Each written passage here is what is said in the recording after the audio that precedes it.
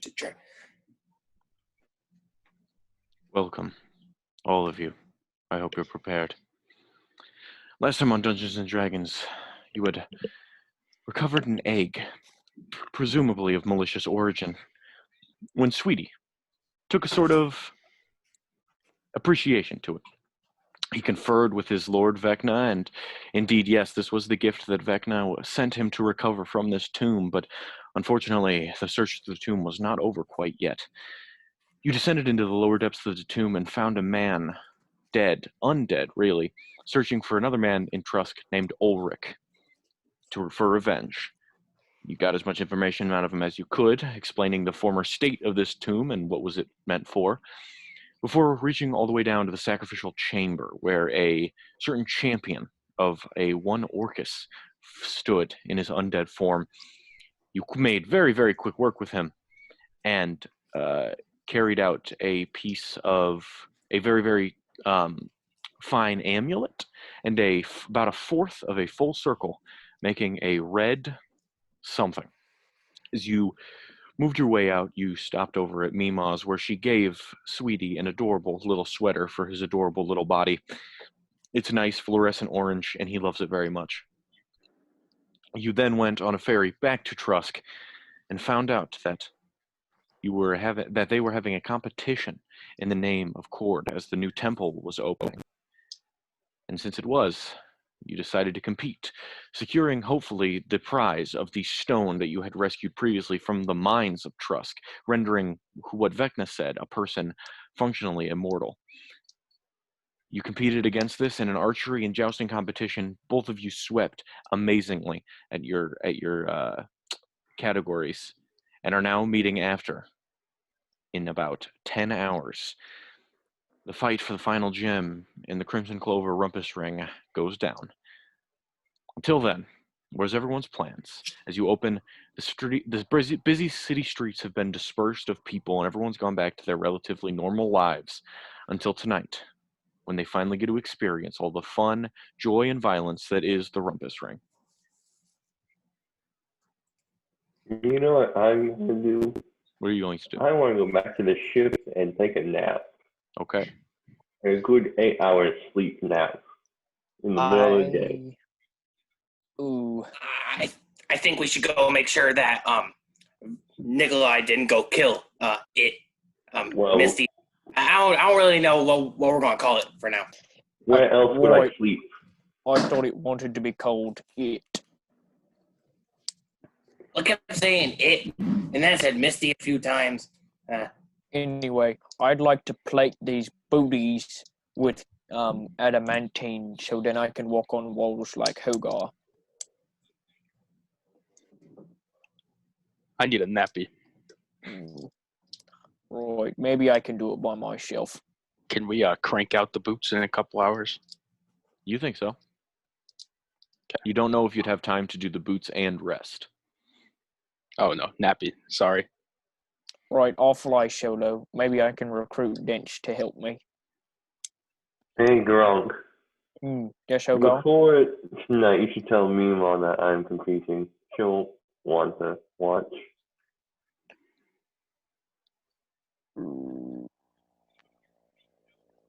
Right, about that. Yes?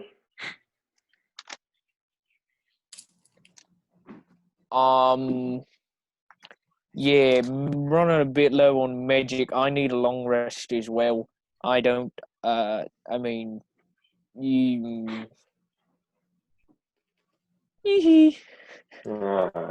well. I'll see what I can do. I have a little bit of magic left in me. Maybe I'll see, but I don't know. I think not. Anyway, I'll meet up with you guys back at the boat. I'm gonna head to the forge, and that's where Gronk heads to. Is to the forge. Roku, do you go to the forge, or do you return back to the ship? Tom? Yo, Tom. Tom, Roku? Nope. I think he's frozen. Fair. Yep. Oh, no. So those of you that do head back to the ship, you make your way throughout the entirety of the city and out to the side of Port Green Glow, where you previously go. Roku, do you go to the forge as well, or do you go back to the ship? Yeah, I'll go with Gronk to the forge. I'll take a nappy in one of the rooms. All right. So Hogar, sweetie, you return back, and as you pass by, you see the same dock keeper, the Eric Cochran bird, as he sort of like waves to you as you pass out in the distance. And you guys walk up the gangplank and into the lower levels of the ship. And sweetie, you specifically look over to the room where your previous pet was kept, and it is currently still closed. So that is good news for you. I want to kind of walk over and kind of creep open the door and just kind of look in. As you very, very stealthily like peek through the door, attempting to not be hit by any stray beams it may shoot, is currently on the bed it was placed on, curled up into a little ball, its eye tendrils as a sort of pillow beneath it, and it wraps itself up and it's kind of laying upside down, but its eye is closed and it lets out a very faint as it sleeps. Good. I'm going to slowly close the door. Trying like maybe I turn the handle before I close it just so there's like no clicks. Yeah, successfully not waking it from its slumber. You slowly just keep it in the room. Nice little tap.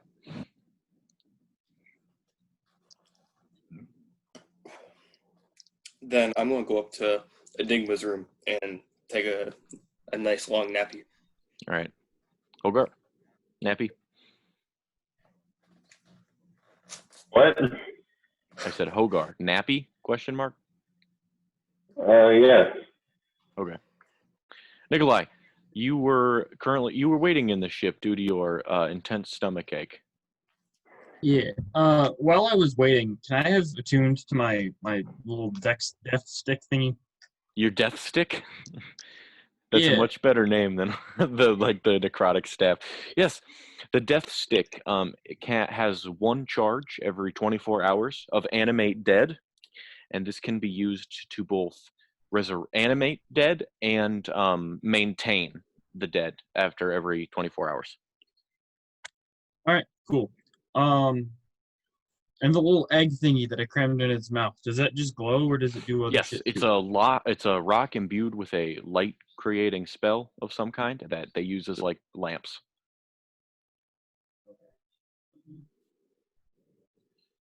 Magic. All right.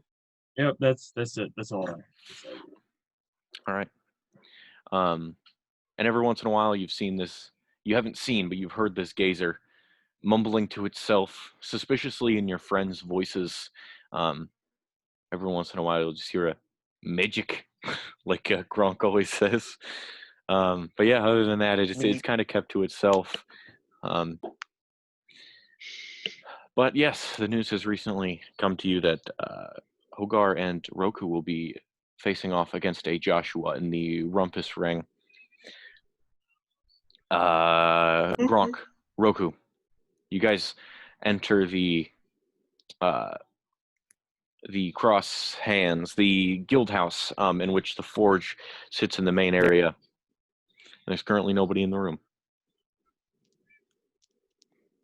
All right. I'm gonna slip the boots off, or slip the boots out, and go over the adamantine block and say, "Let's plate these with adamantine, I guess.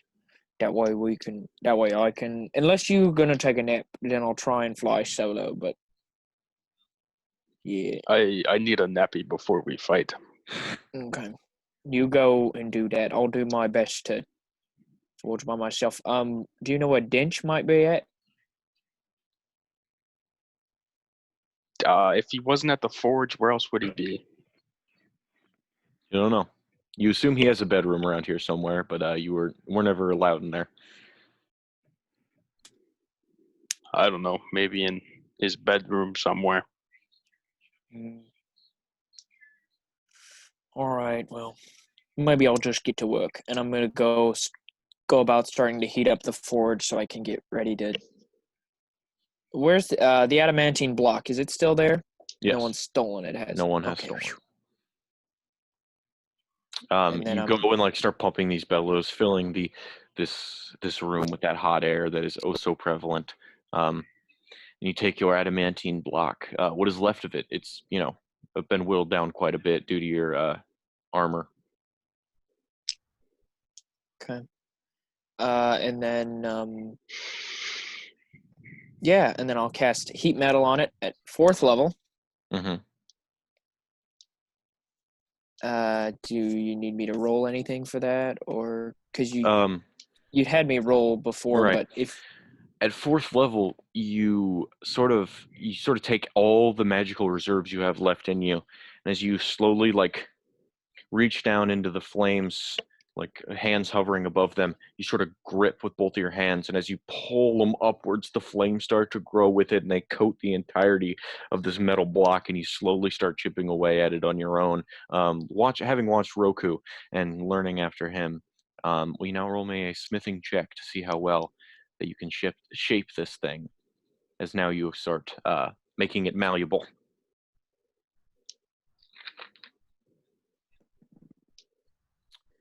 uh 25.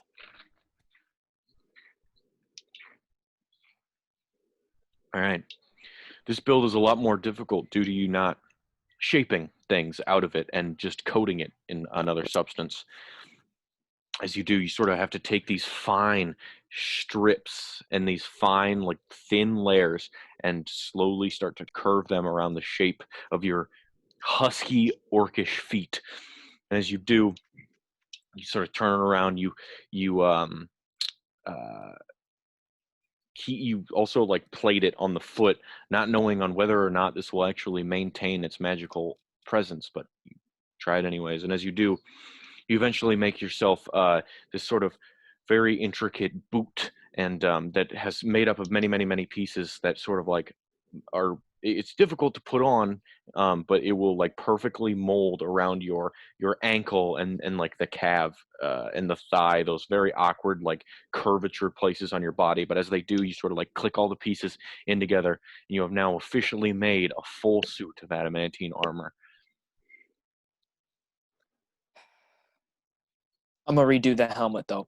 I'm not right now because I'm out of spell slots, but The helmet, the star's a little wonky still, but technically it functions all the same.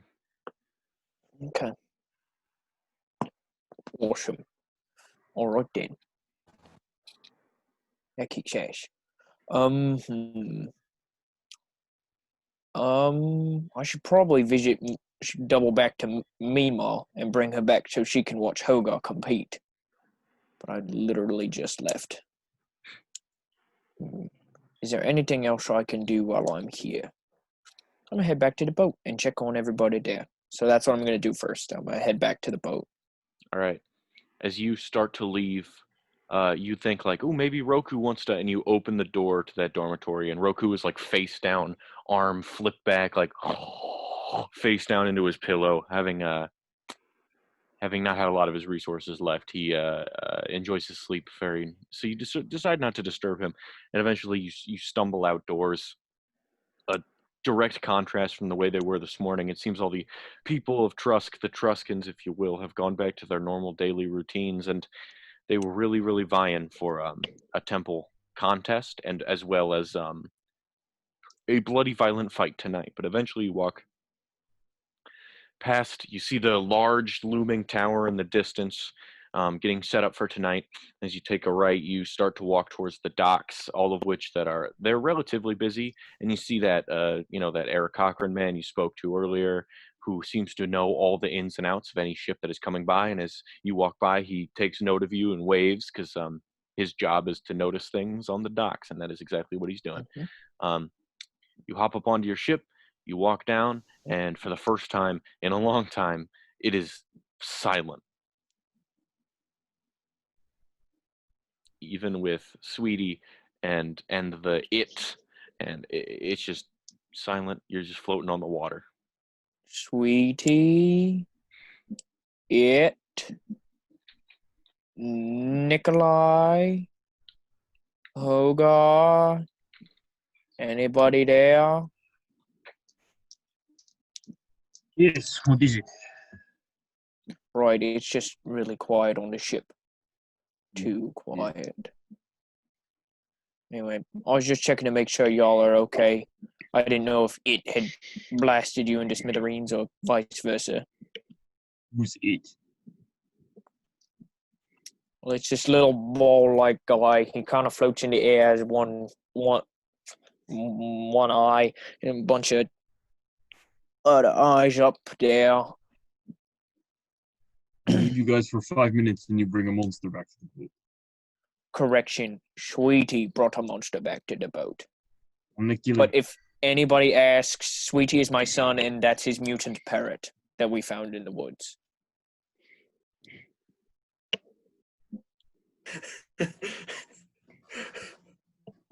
Your story is Not very fuck the believable. floating eyeball. Shh. A parrot slept with something that it obviously shouldn't have. Don't make fun of the mutant parrot. Okay. Whatever. I'm But done that's trying just to rationalize you people. I'm going back to bed. But that's just what we're going to tell people if they give us the funny eyeballs. And as I go back to bed, I'm just gonna grumble to myself. Psychopaths. They're all psychopaths. I'm not a psychopath. Alright, who goes to sleep? I mean, Sweetie and it are okay. I'm going to go visit Mimo. I'm going to head back to the ferry. And, yeah. As you start walking back, the thought comes to you about the man who had brought you to and from the mainland of Trusk, and he previously mentioned that bringing you back was his last stop for the day, so he could watch the experience that was the Cord Temple opening. Right, that's actually quite convenient because I have 5 gold pieces. That's enough to get me there, but not enough to get me and Mima back. Yikes. Well, darn. We'll just tell Mima that she won. But I'm not very tired. I'll go to bed tonight. I don't want to ruin my sleep.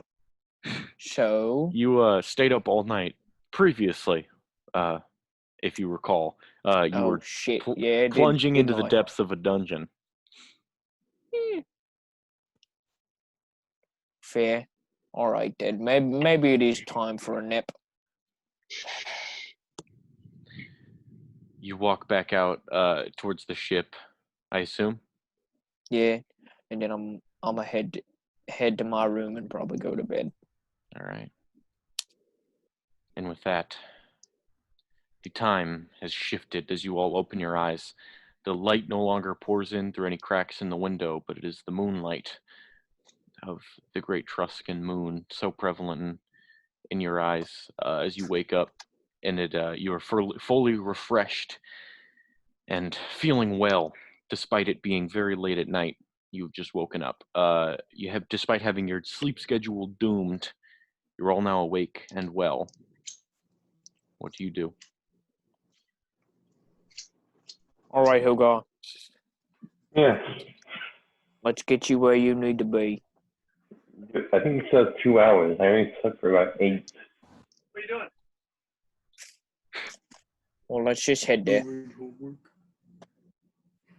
It is only about 8 o'clock, right? About 8? Roll me a nature check. Like, I only was asleep for 8 hours. I thought 18. 18? Yeah, it looks a little past 8. Might be closer to 9 now that you think about it. We still have some time before the match starts. Just a little bit. Well, I mean, we still have to go get Roku. Yeah, and can you tell He me probably more stayed about over it? at the forge. What was that? Ron, can you tell me more about the match? No. Plus, the ferry stopped, so there's no way for her to get over here in the first place.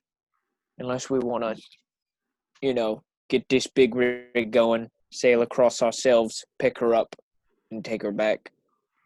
Nick, how long do you think that would take? Well, the ferry guy did it in, like, what, An hour. an hour? An hour. Yeah, there's not enough time, Hogar. Oh, It's all right. time to set out. We'll just have to show her your winnings when you win. Yep. You're gonna win. Yes. Are you gonna bet on me or something? No, but yeah, I might bet, but like I don't have a whole lot in the way of gold. Wait. What's gonna happen? We have Hogar, and Roku, and then this Josh guy. I think Roku's gonna try and kill Joshua. Well, yeah, but then after that, when it's just you two, what's gonna happen? Well, if he kills somebody, Joshua, he he's gets disqualified. Oh yeah, so okay, so then Hogar would win, and Roku would be disqualified. Probably can't come back here anymore. Or you just have to pay 1,000 gold to Joshua's immediate family, which, considering the circumstances, might be himself. If they all both have a cord, that means they're half brothers. Well, shit, yeah, it might be. So, would he be able to just keep the money? Just be like, Theoretically, we're actually brothers. Theoretically, as long as he can prove he is son of Cord, yes. And then Joshua is also son of Cord. True, we don't even know if he actually is. He could be bullshitting. Or Cord could just be getting in the pants of lots of women. Fair. Oh shit, I got a creature downstairs. I'm gonna downstairs. Oh right, I maybe find we a should burlap leave. sack for that. Yeah, of course you keep like potatoes and whatnot, and like when you had food on the ship, he's like it's got one of those like you can tie and untie that like string It's not around like it. cruel. I mean, like bird cages. You put blankets over them to put them to sleep. Mm-hmm. It's just like that. You're not gonna like put it in a bag and like throw it around. Like I know, I got you. You shouldn't. That's your weapon of choice in the rumpus ring. Club. Bad Yeah, guy. should probably go pick Roku up. Yeah, so I want to go check on it. Just to, like peek open the door.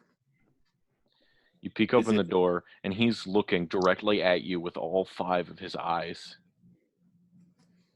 as he like slowly floats over the bed. Hello. Opening the door more now. Come here. And I'm gonna like try and like grab him, ish or it, grab it, and then Hello. It starts to.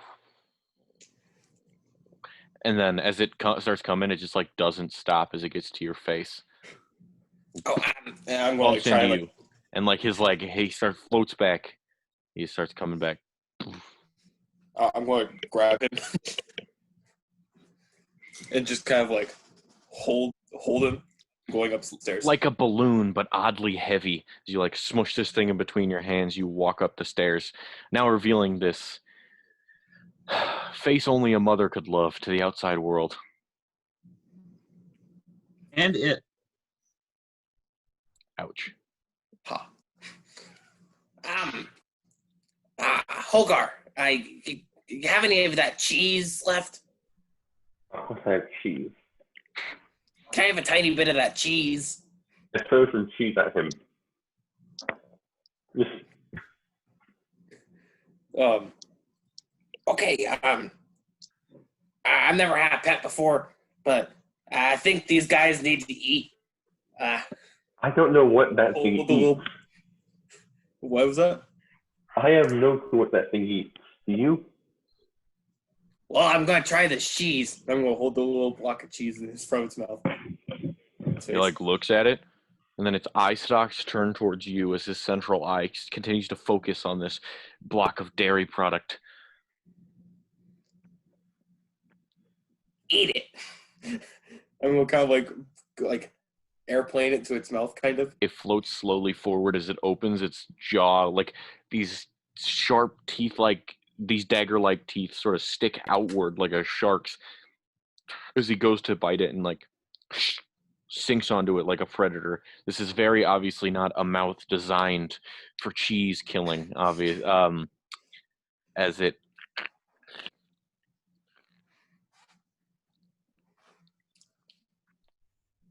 looks to you and goes, "Human sacrifice." No, bad it. No it. Or no. And then it gives a big smile with a bit of cheese on its lip.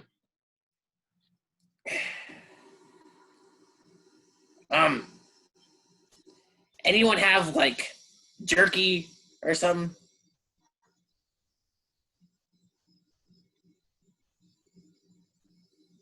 Jerky. Yes. Maybe that'll be a little better for this guy. Here, squirrel. I'm gonna hold.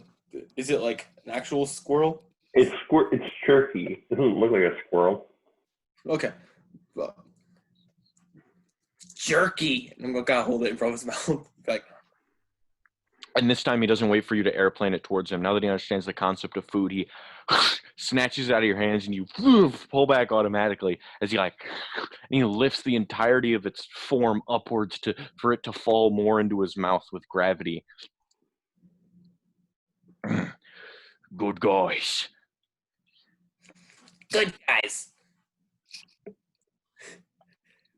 Okay. I'm gonna kind of like set him on my shoulder. Again, not required as he just like sits floating off of your shoulders, gravity for some reason. I think we should go probably get Roku. Well, yes. All right, let's head that way. Just make sure you take care of your pet on the way. What do you mean? I fed him. What else are you supposed to do with it? Well, if you take it outside, make sure it doesn't shoot anyone. Yeah, it'll be fine. Well, that's fine last time.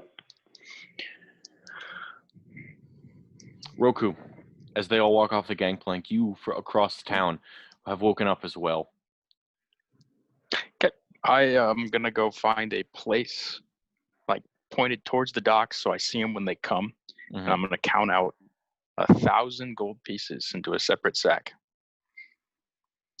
You all walk, and you see that some odd feet in front of the Crimson Clover, that 10-story inn, brothel, fighting ring that is all the glory of Trusk. There's Roku sitting on the ground, slowly picking out 1,000 gold pieces from his collection into a smaller sub pouch.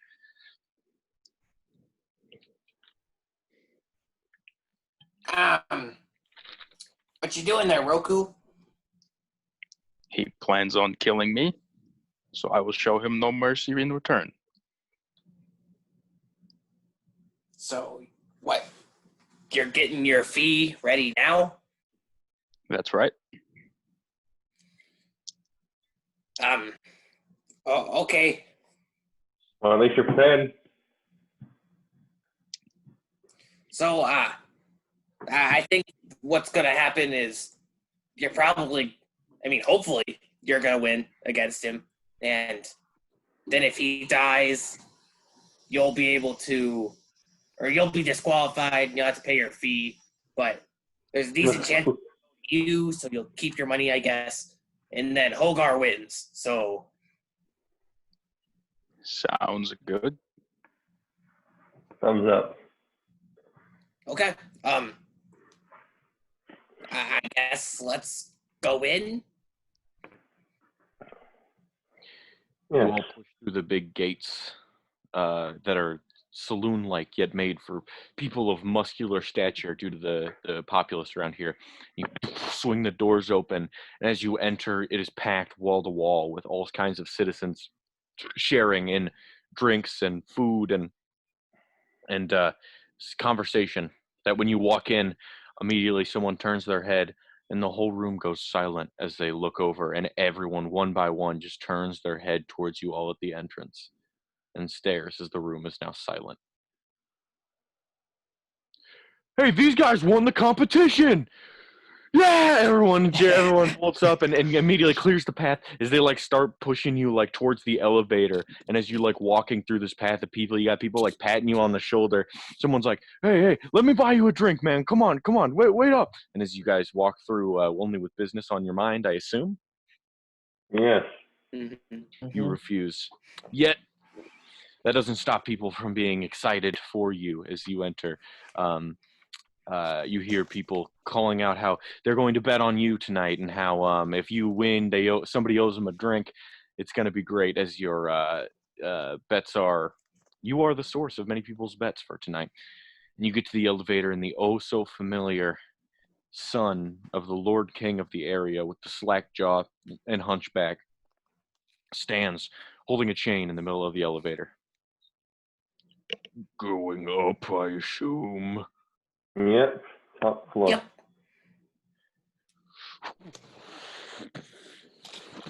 Slowly, you start to elevate as he pulls the chain up. Floor by floor, you see people packed. Everyone sort of glances over back to the elevator and points. Hey, is that the guys? Are those the? And then you hear whispering and chattering from each floor. As you make it up, you see the previous champion suite you guys stayed in when Ferris won the ring last time after cutting off Mongo the Exterminator's fingers. Hey, Junior. Me? Yeah, do you know a guy named Sid? He widens his eyes in fear, looks back at the chain and goes, no. Starts raising you up. Oh, well, see, I know a guy named Sid. He's a real dick. Well, he said back in the day, apparently you didn't pay him or something like that, and now we need to go get something for him, but he also captured my girlfriend, so... He stops. You guys are in the 8th and a half floor as he freezes on the chain. Well, my dad says I don't know anything about that. What? You must know something. I mean, your dad says you don't know, but that means you probably know something. Right. Come, speak up. We're your friends. Right. Roll a Sweetie, persuasion check, sweetie. If Gronk starts speaking up, I'm gonna put my hand on his chest as let this go through. I want to see where this is going. Persuasion, you said? Oh, shit, it's only a 13. I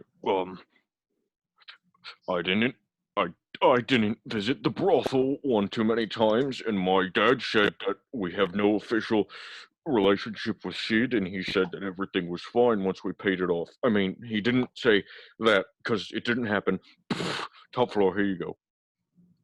Oh, well, the thing is, we just heard you didn't really pay him back, but it's okay, buddy. It'll be all cleared up soon. He stands right. as the shaft has met the top of the floor. And you see that small walkway into the middle of the ring. People are all in the bleachers, stacked even in about a half an hour before the thing starts. Right, sweetie, you know, it just sounded like you threatened him, right? I didn't really... Did I come off that way? A little bit. Hey, is Junior still, there? Unless you guys step out of the elevator.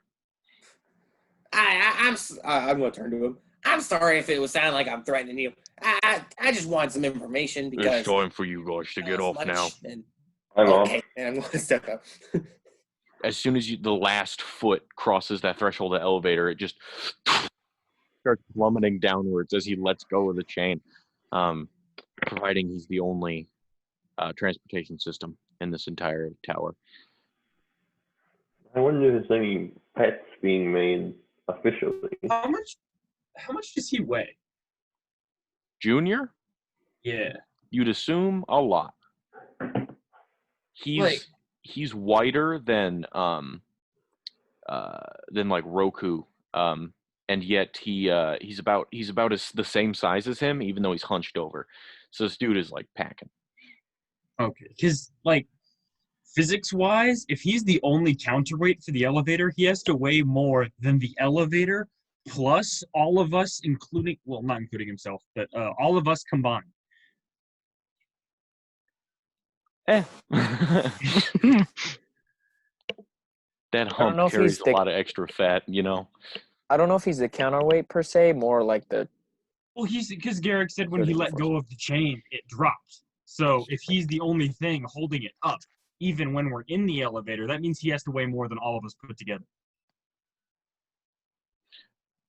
Work biology is an interesting concept that we will get into some other time. But as we proceed, you all see that there are sort of walkways for people to stand. There's two horizontally outside the ring. There's two vertically outside the ring. As you guys walk up, you scan the crowd, where you see a very familiar-looking red hobgoblin man. As people are cheering, Roku, he catches you in the eye. He catches your eye as he points to you and goes, with his remaining fingers on his left hand, you see that he's missing all of the pointer ones besides the thumb as he cuts it across his throat. Just gonna snort at him. And he's about like 7-8 rows back, like up like 20 feet. He's super far away, can't hear him. People cheering as well, people chattering. And yeah, you see the very familiar line over on the left portion of the chamber of the bookie, the halfling and gnome combo, one taking the bets and one writing down all of the math for them. And yeah, that is how things are happening right now. I want to go up to them. Okay, you stand in line waiting for the crowd to finally diminish so you can get in. And as you get up to them, they're like hurriedly taking cash and shoving it into coat pockets and bags and whatnot, as a small gnomish figure writes down every number very, very quickly. So, what are my odds here? Who are you? Hogarth. 8-1. You're a skinny guy. Don't take any offense. Plus, Joshua's the favorite for tonight. What about Roku, the other competitor? Nah, he's a 3-1. Odds are a little bit better, but he's not winning it. Let's tell you that. I want to put 500 gold on my buddy Hogar here. 500 gold? That'll pay out to what, 4,000? That seems about right. He reaches out his hand. I'm going to count out 500 gold really quick. You know, usually people have this counted out before they get up here. Pulls the bag from you and sets it on a side. He's standing on that pile of boxes that is just carrying cash at this point. Right. Is there a limit? Like a bare minimum? Like a bar we at? Like you have to bet 100 gold at least in order to place a bet? No. Never thought of that before, honestly. Right, then I'd like to bet. Well, sweetie, can I borrow 495 gold pieces from you? Sure. 495. You guys are really holding up the line here. How much is this? And then my additional 5 gold pieces from my own pocket. 500 gold pieces on Hogar. Oh boy, you guys have a lot of faith in this guy. I'm gonna be honest with you. You're the only ones yet who have bet on him. Those bastards. We got about 45% voting on the big guy over here. He points to Roku, but most of them are Josh himself. Which means either we're up 8,000 gold or down 1,000. So we don't really lose here. We already have my 7 grand and plus Roku's. What, you also have 3-4 grand, something like that. And I think we are out of the line talking about this. Like a little aside. You eventually shift your back to the line as they like people just forcibly shove you out of the way after a time. Did you say we'd be down 1,000? Yes, because they both did 500. Right, but if the odds are 8-1. I mean, not if they lose. win. 1,000 as of now. If we win, we get 8 grand. But if you lose, don't you have to pay up No. the multiple? No? Okay. That's just the... So we're either up 7,000 or down 1,000. There seems to be about 10 minutes remaining before the main event is supposed to start. Do you guys Is have anything? Joshua up here? Not that you can see. I can't put my stuff on him prematurely.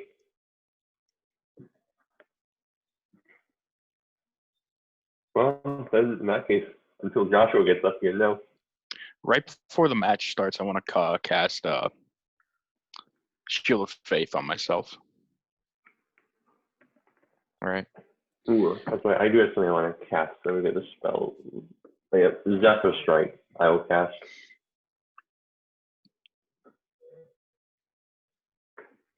All right. As you wait and wait, the feeling in your stomach gets a little bit iffy as you start looking around at the people, and your lust for the prize or lust for killing Joshua himself or any reasons you may be partaking in this start to be dulled by the sense of anxiousness that is currently eating away at the pits of your stomach. And you look around and realize, oh my God, there's probably 200 people up here. And there was probably 1,000 people in that bar all talking about how they were excited for this fight to go down. There's a lot of people watching. And you start to breathe a little bit heavier. And that halfling man taking bets from earlier starts to say, all right, go up the stairs, get to your place. I get to my spot. You walk up those wooden steps, up the 10 or so feet off the ground that the ring is held upon, aloft. As you get up, you realize they fixed the dent from where you previously fought. There's a big old dip in the middle of the ring, and that is now refurbished. The 2 giant crimson R's are written in the middle of the ring.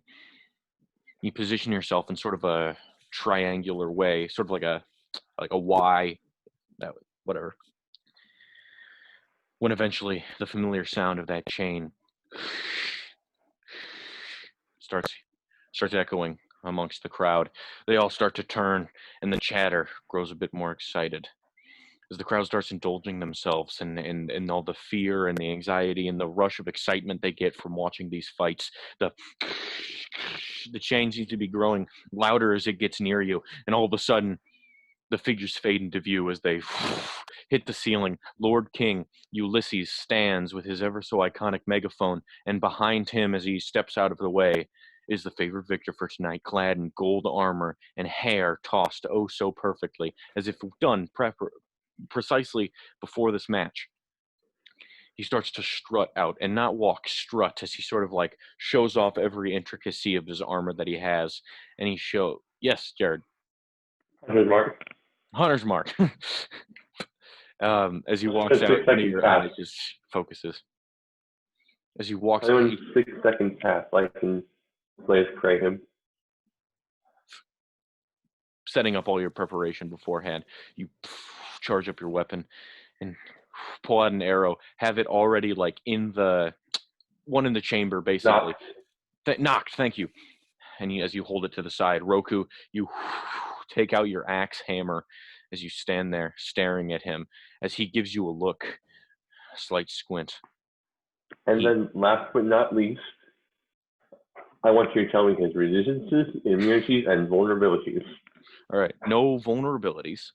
He is resistant to thunder and lightning damage.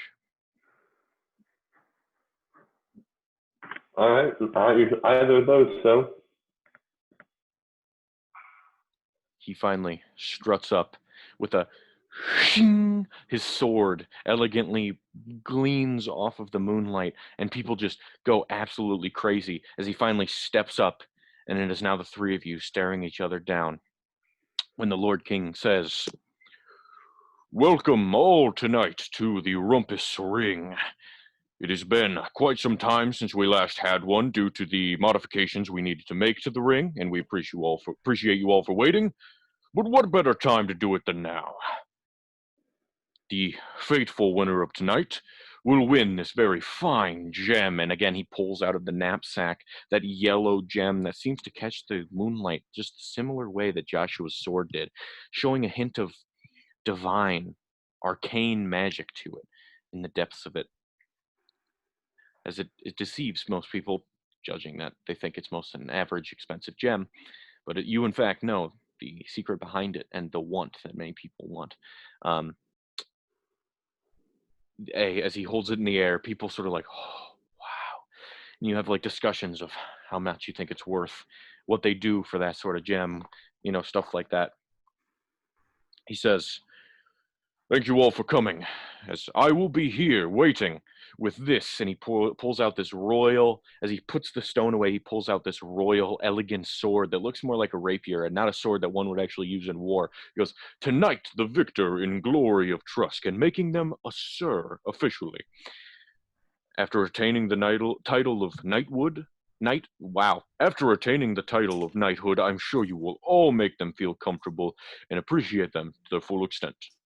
Now, without further ado, the rules to the Rumpus Ring will now be explained." And he sort of puts the megaphone down, and at once you sort of hear that whoosh sound as everyone's heads turn back over towards the ring and away from the entrance. And you see that halfling man now, presumably out of nowhere, standing in the middle of the Rumpus Ring. "Hello, everybody, and welcome back. I'm sure you all know how this works, but for the newbies here," and he gestures towards the side of the ring with Hogar and Joshua sort of like there. "We'll explain it. You may recognize this man as well, having been a runner-up in one of our previous competitions." And with that, you get some cheers of recognition, and one boo. After everyone stops clapping, you look over and see the top knot wearing sumo wrestling Mongo that you had previously faced. "All right. Here, for you all tonight, we will be hosting a three-way competition between our own Roku of Clan Tempest." And he motions towards you, and you get a good sort of compilation of all the cheers, assumedly by your friends as well. Do you guys cheer for Roku? Go, Roku! Giving him a bardic inspiration. Take that D8 of inspiration as your friend sort of, you were like holding out your ear specifically towards Sweetie, waiting for his inspiration. As it's given to you, you sort of like stand there once again with demon armor on, horns very protruding out of your head, hand and eye glowing in a sort of greenish spectral energy that shows your rage. "And in this corner, we have an almost Trusk resident just growing off on the mainlands, but we don't hold that against him because this man can shoot. We have Hogar, Swift Strike," as he points to you, Hogar. Do you do anything? Giving a quick nod, showing how nonchalant you are to the crowd. You get sort of, yeah, woo! Just people who are excited to be here, knowing that you for sure have no fans besides your friends in the audience. And finally, are they cheering for me? Yes, are you guys cheering for Hogar?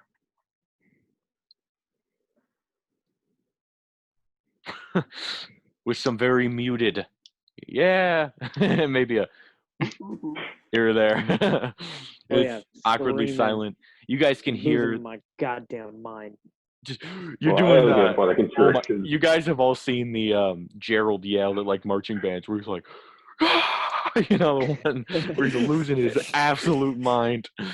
But you get so awkwardly silent after that scream is given, you can hear the glasses clinking downstairs in the bar and like subtle voices below.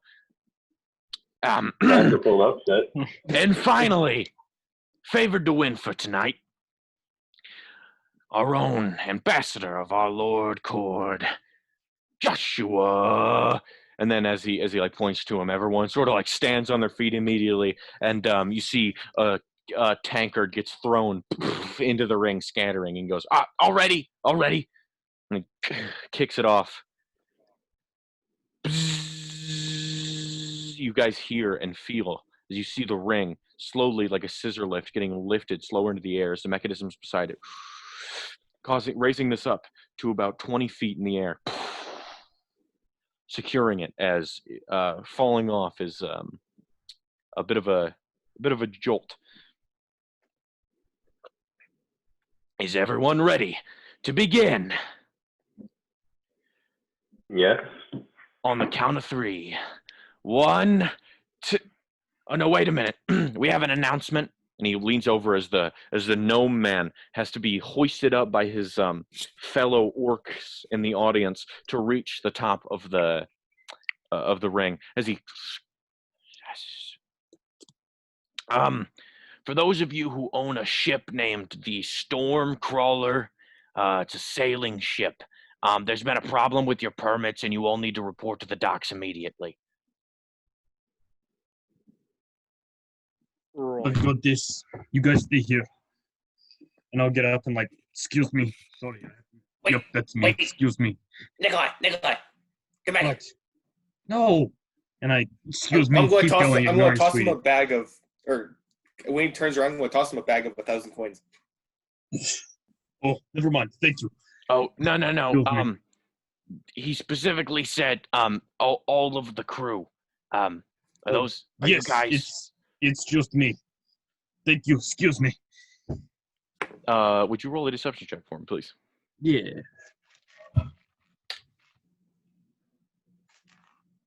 15? No. There was a short one, calls himself Bartholomew.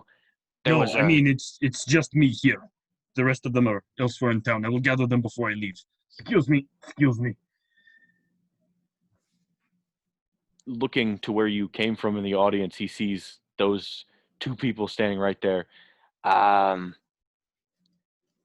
Listen, it's illegal. Everyone in the room is now staring at your very specific position as Nikolai is the only voice echoing the, excuse me. You guys sit there in stunned silence as everyone looks at you and goes, listen, I don't want to get the authorities in on this. Could you? Right. There's no need, sir. I'll figure it out. I'll come down to the docks. I'm sure it's just a big misunderstanding. And you. Oh, sir. this is my son. Come on. And I'm like, bring your stupid parrot. But Dad, I'm going to watch the fight. Right, can my son stay and watch the fight, please? You look around. Everybody in this rooftop is just like. I'm gonna point to the guy, whoever's sitting next to him. Like, you can watch him until I get back, right? No, I'm not watching you, kid. Get out of here. That thing on your shoulder smells. Don't talk about my parrot like that. And I'm going like, All right, sweetie. I can tell when we're not wanted. Get the hell out of here, man. Yeah! The whole crowd then, you get a drink thrown and at her. We're trying to watch the show. Hogar, Roku, do you do anything? Not unless they tell me to leave. No. Okay. What the fuck is this bullshit? Come on, sweetie. I want to do the thing I did earlier, except now I'm going to be holding my little pet, and I want to start diving through legs until I'm hidden in the crowd.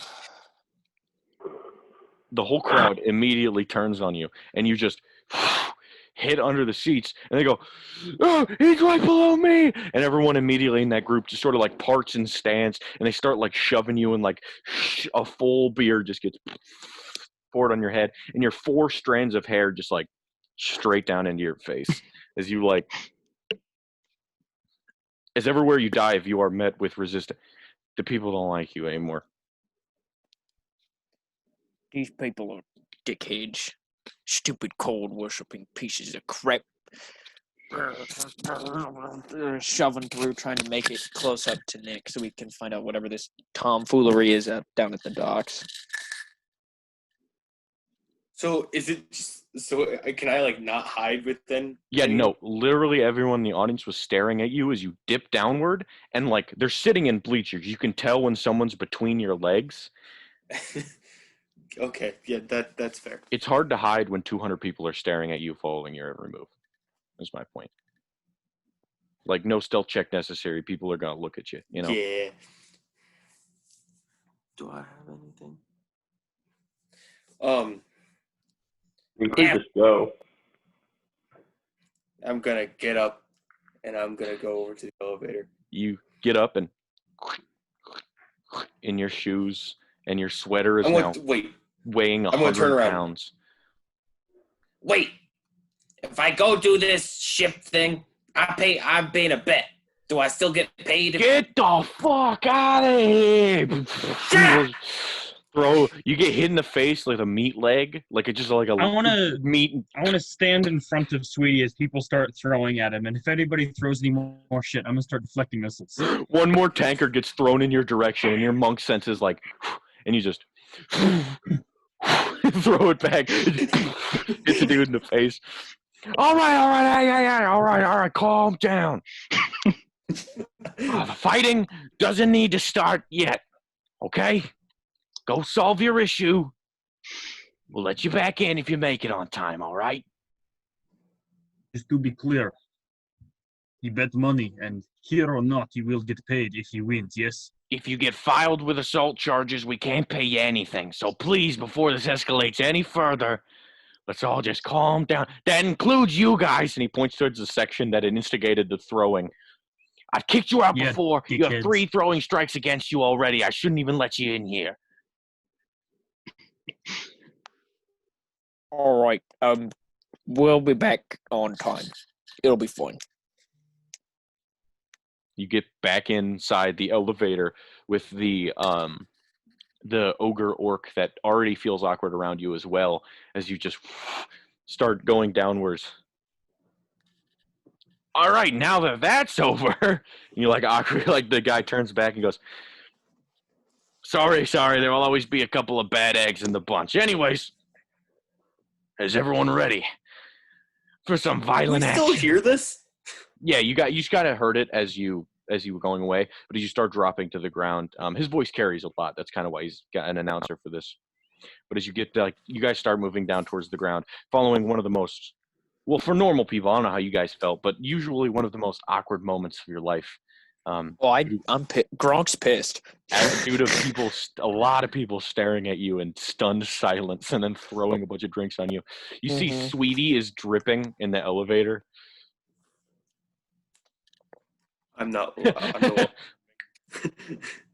It's like you hear like as the sweater, which is like all wool, dissolves itself of the liquids, and you can see it like all like come off. It's like you can see where the full tanker went to. Drops it. As he shakes himself off like a dog, one of those dogs that like mops. Gronk, did your Mima or our Mima? I don't know. I'm supposed to call her that now. Did she have to make it bright orange? Right. I don't know. Meemaw works in mysterious ways. You think if we dye it black, it'll still be good? You won't be nice. Like, if it's this nice orange color, that means when we're, like, being father and son, I can get you in large crowds trying to sneak away. You're easier to spot. So I like it. Okay, this whole father-son thing is an act. That's not whatever you say, sweetie. and I'm gonna tussle his hair. You all sort of you get to the ground floor, and as you walk out, there are still people standing around, and you can see that on each floor they have this small like circle that unfolds, and inside of it projects this energy projection like Magic you know, TV. like how if they project anything onto like mist, you know, or like water, Yeah. you can still see it. It's like, oh, it looks like that in the middle of the air that somehow is showing an angle of the Rumpus ring fight. Not knowing how they're doing that, but assuming it's some sort of divination magic, as you've seen your fair share in the past. But as you step out, you make it no more than 10 feet from the Crimson Clover as you look up and see those people all up on the sides in those bleachers, and you can hear the yelling and all the lights. And as you step out, a man, the Eric Cochran man, walks over to you, Nick, and he says, this letter's for you, apparently. He hands you a letter. It's just an envelope.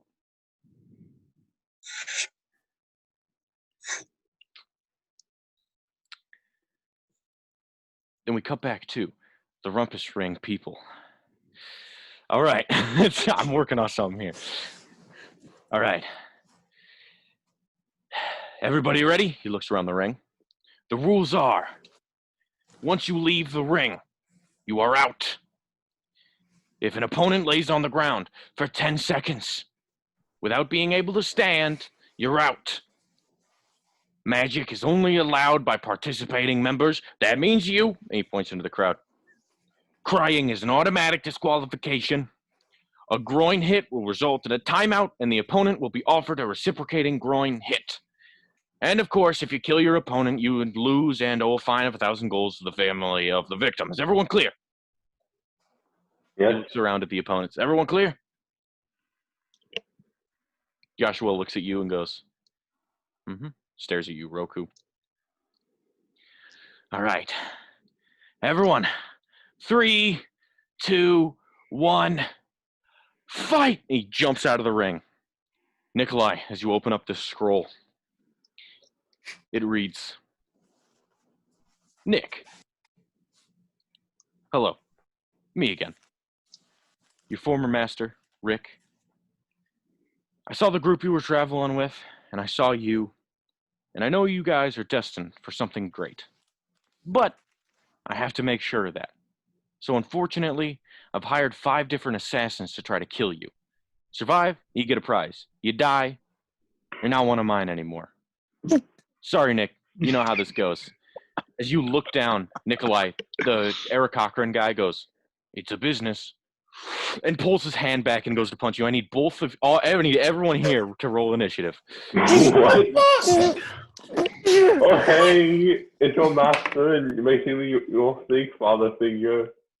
I think. I don't know. Hey, if you've listened to Nikolai talk about how Rick trained him, man, tough love is all about it. Oh yeah.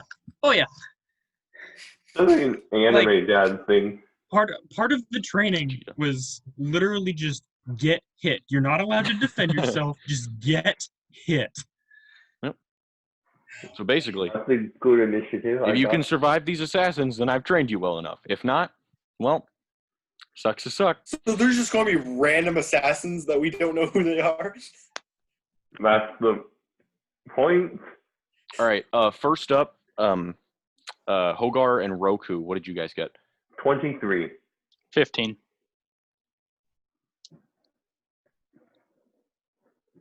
So is this just going to be like 2 combats, but on the same initiative? I'm doing. It'll go through the initiative order of the Rumpus Ring, and then the initiative order of you guys. And Okay. Then we'll cycle back. I didn't know if Rumpus the whole there was just going to be one initiative, but in 2 different locations. I figured cutting back and forth is confusing enough already. I don't need to go, okay, Hogar. Okay, now Nick. Okay, then Roku. Okay, then that would be confusing enough. So then I need people out on the street. I need Gronk, Sweetie, Nick. Give me your initiatives. I got a 23. Okay. Anybody above that? Nice. Didn't think so. Yep. Plus 5 dex helps. Yep. What are you guys Gronk, sharing initiative? 18. Wait, what was yours, Nick? Sorry, 23? Yes, sir. He got a... Okay. Okay. Gronk, what'd you get, sweetie? 18. I got 8. Okay.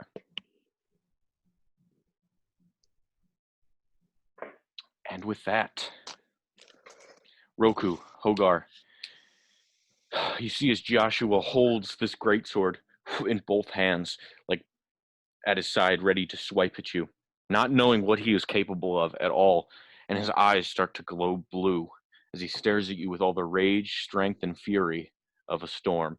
But Hogar, you are up first. 2 shots with the bow. Yeah. And one of those is Zephyr Strike, so I got advantage.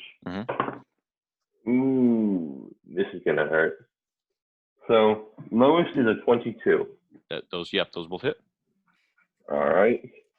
So 2d6, d8, d8, d6, d8.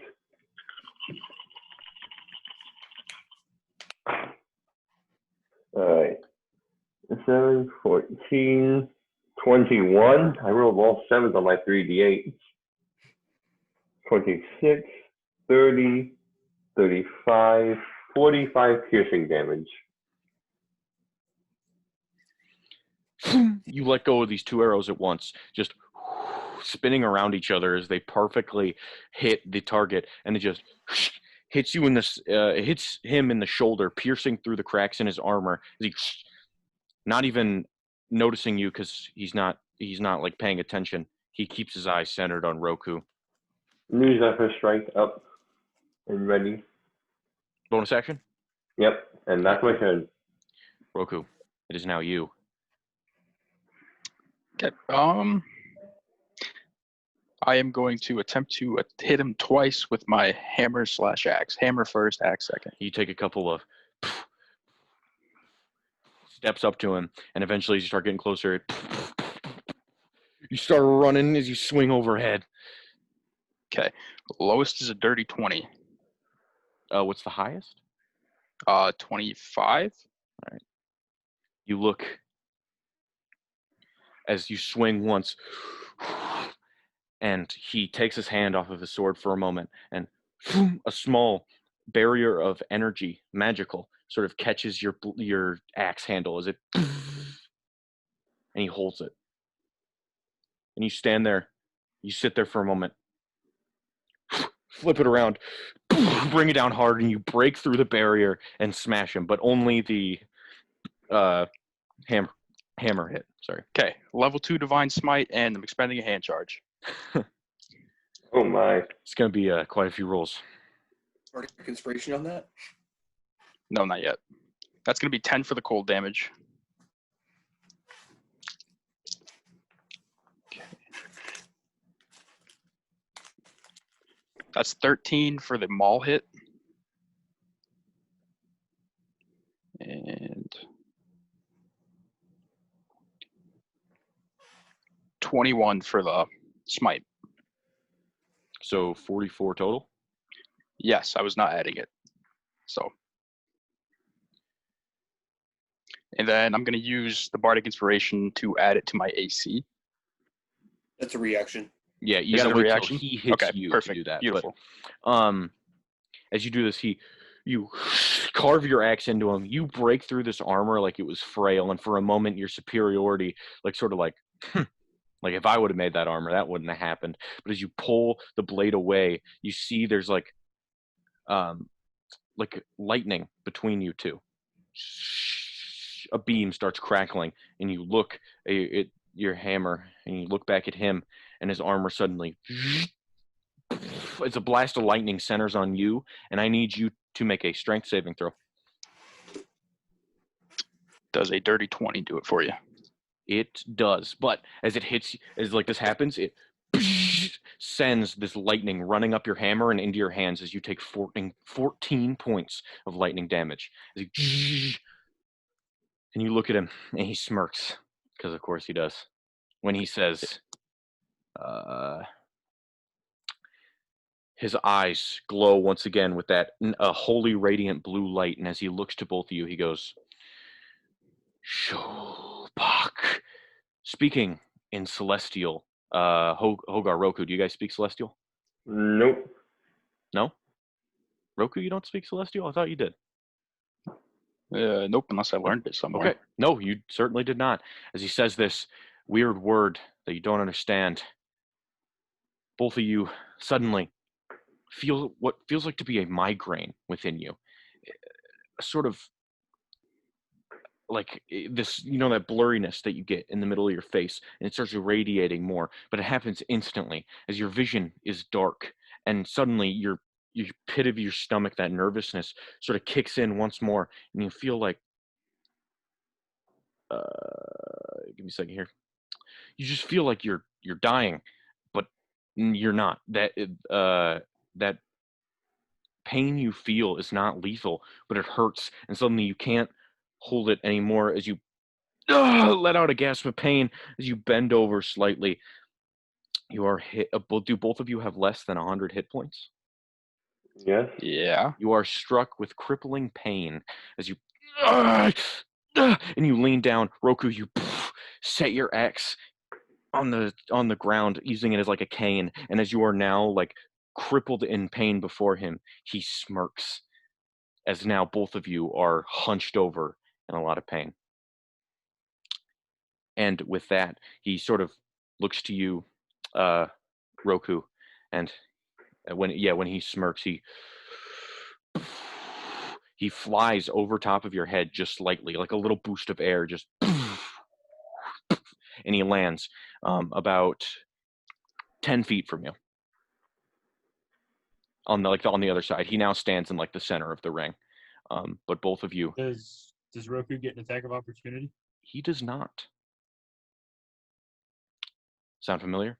Anyways, Nikolai, you now see this man. You look around for like any sort of authority or help, and you know that everyone who's anyone in Trusk is watching that fight right now.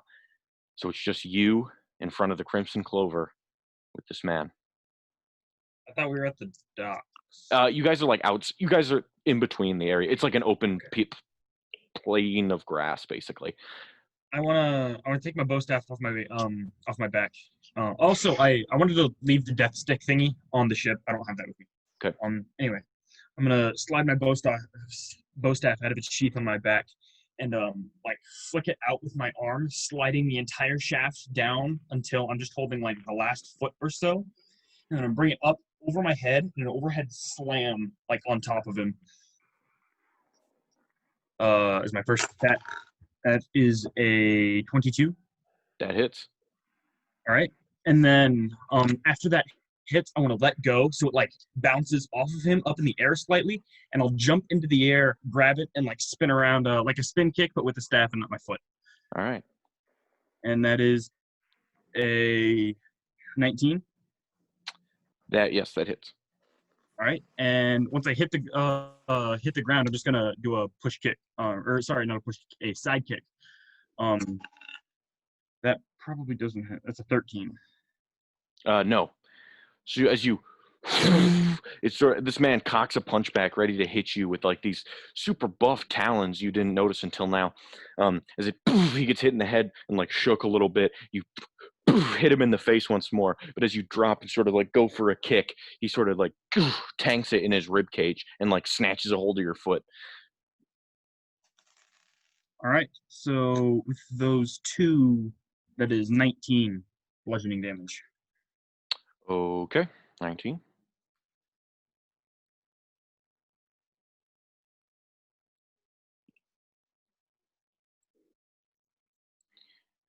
You look, Nikolai, and he traps your foot in his arm, and as he starts to like yell like a battle cry, when all of a sudden his hollow bird bones that you could see through his skin are replaced by bulging muscle, and his wings fly out like an angel. As he grabs a hold of your foot, he takes it. He's going to unarmed strike you. He's going to try to hit his elbow on your knee, and he throws your foot down, and he goes in and tries to punch you in the face as well.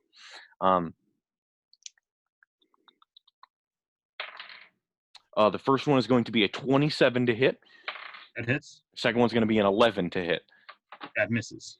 He and your knee hits the ground, and he goes in for that second punch towards your chest, and you just like hold your staff out, and he hits it. But he now looks to be unreasoned with. He looks to be angry and psychotic, and his eyes are twitching. As he deals, should have had the dice out prepared for this, but I didn't because I'm a bad DM. He's in a rage. 11 points of bludgeoning damage. As he, All right. and then as he hits the staff, he jumps back, ready to strike again, looking like he could attack once more before his turn may even come up next. If you catch my drift. Anyways, it is now Gronk's turn.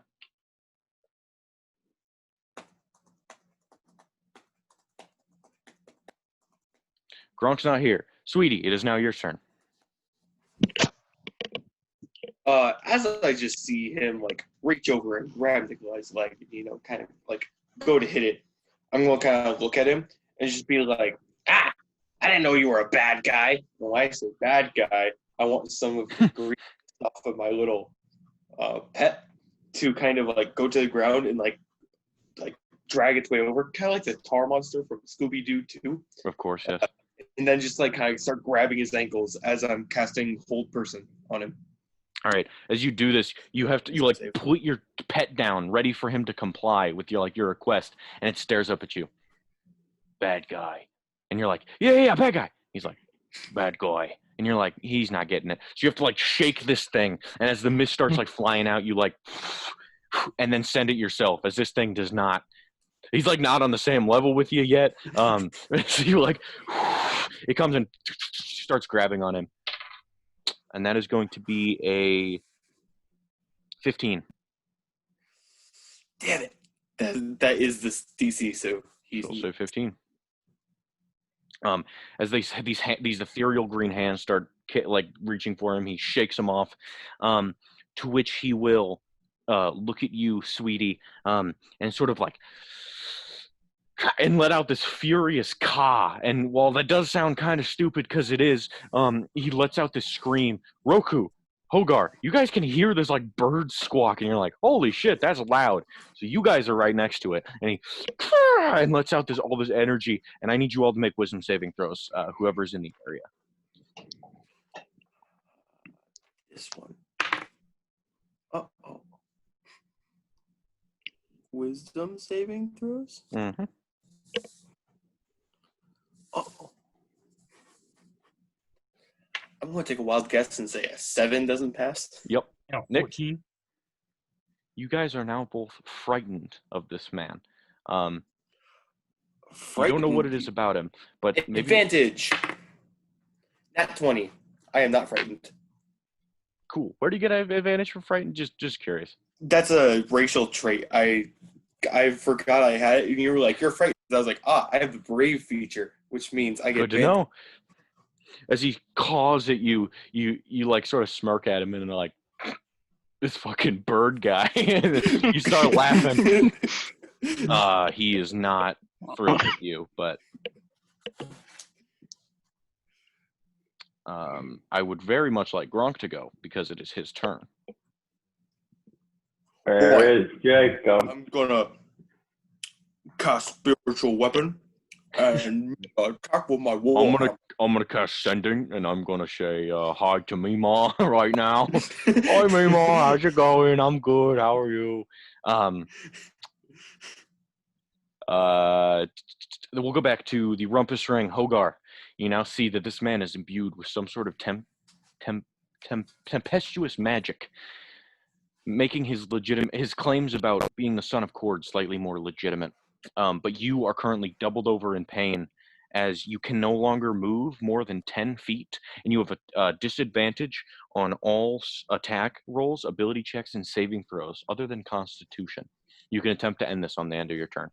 Okay, well, first things first, I'm going to shoot at him twice. All right, roll with And one of disadvantage. those shots are going to use my Zephyr Strike because I don't want disadvantage on at least one of them if I can help it. So first one, roll normal. Second one, roll with disadvantage. Okay, that's 26. But how though? Yeah, that hits. You're fucking nuts, man. This one is 24. I rolled 14 and 15. All right. Disadvantage, gotcha. Don't shake your die at me, young man. I don't shake my die at anyone. Alright. 13, 18, 23, 26, 30, 40 piercing damage. That's a lot of damage. I did 25 last Jared's turn. already done 80 plus damage to this guy. 24, you said? 40. I had 45 last turn. Oh, yeah. 40 what? Just This 40, is straight 40? 40 this turn, yes. Just 40. All right, nothing He's crazy. already done 85 Alright, what kind of damage. save do I Honestly- have to make? Constitution save. I get At this a point- D6 because I'm cool. I'm convinced Hogar could probably take Roku in a fight if if he's able to keep his distance. Hogar could murder Roku, no problem. What I is the get a- D6 for? I get a D6 because it's his spell and he's my target for Slayer's Prey. Okay, cool. That's I a cool got ability. D6s on saving throws and escape from grapple checks. Thankfully I rolled a 6, so with that 16, 19. I got 19 total. I forgot I had to look at that. Yes, I do believe you are broken out of it as you sort of shake off his pain, and you stand back up completely. And he finally turns and looks at you and goes, "Are you going to be more of a problem than I bargained for?" Probably. Good. Roku, it is now your turn. You are confined to 10 feet of movement. And because he flew over top of you and spent some of his other movement walking, you are, unfortunately, with all the strength in you limping, you try to Okay, stand. I'm going to Can't reach use him. my lay on hands to heal myself as my action, and then I will try and break free of whatever this is. All right, use your Constitution saving throw. Oh, was I close enough to get 22. his aura of protection? No, their space are pretty. 22. Yep. All right, finally you use the end of your turn to like. Okay. Do I still have that 10 feet of movement? Can I, like, while I'm doing this, kind of like be like limping towards him? Yeah, you're slowly limping. He's not looking at you now that he stares at Hogar, and you're up. You're about, let's see, he has 30 feet, but he didn't want to walk too close to Hogar. He's about 15, so you're about 10. So he's about 5 feet away. So you can't hit him with a melee attack, but like if you were to move literally one space forward, you could hit him. That makes sense? Yep. All right. He, on his turn, he has this sort of aura that starts emanating from him as sort of a twister starts to form. And I really should have this spell pulled up, but I don't because I'm a bad person.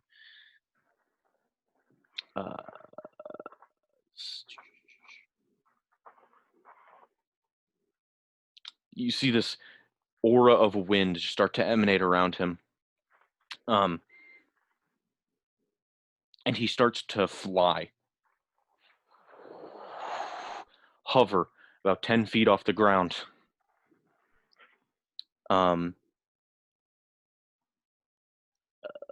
Okay, and with that, he then, as that seems like it would be too much for one person to do, he then looks to you, Hogar, and some of that tempestuous magic cackles in his hand, and he swings it out, and I need you to make a Constitution saving throw. Okay. All right, that's 18. That is just enough to pass, but you still get hit with this this wave of ice cold energy. He slings it out at you in a cone figumentation, and it cackles off of you. Let's see, 8, Plus 4 is 12, 15, 18, 21, 23. You take half of that, which is 12. You take 12 points of cold damage. As he looks down at his hand, he looks down at a almost fully formed Roku and goes, "Oh no!" As he now hovers 15 feet in the air. We are Big back to. shooting spots. We look back to Nikolai. The enraged man is now before you. I'm frightened. Yeah. Correct? What do I have to do to try to Run. break that? Is that at the end of my turn Yeah. or Mhm. okay. You technically don't have to use. I don't think you have to use your movement to get away. I think that's only certain frightened spell effects. If it's just the frightened condition, you don't have to run away. I it's can't get just closer. disadvantage. Yeah, you can't get closer, and it's disadvantage on attack rolls against it. Correct? And he's out of my range right now, right? He's backed up. No, he's in range still. He's right in front of you, actually. All right, cool.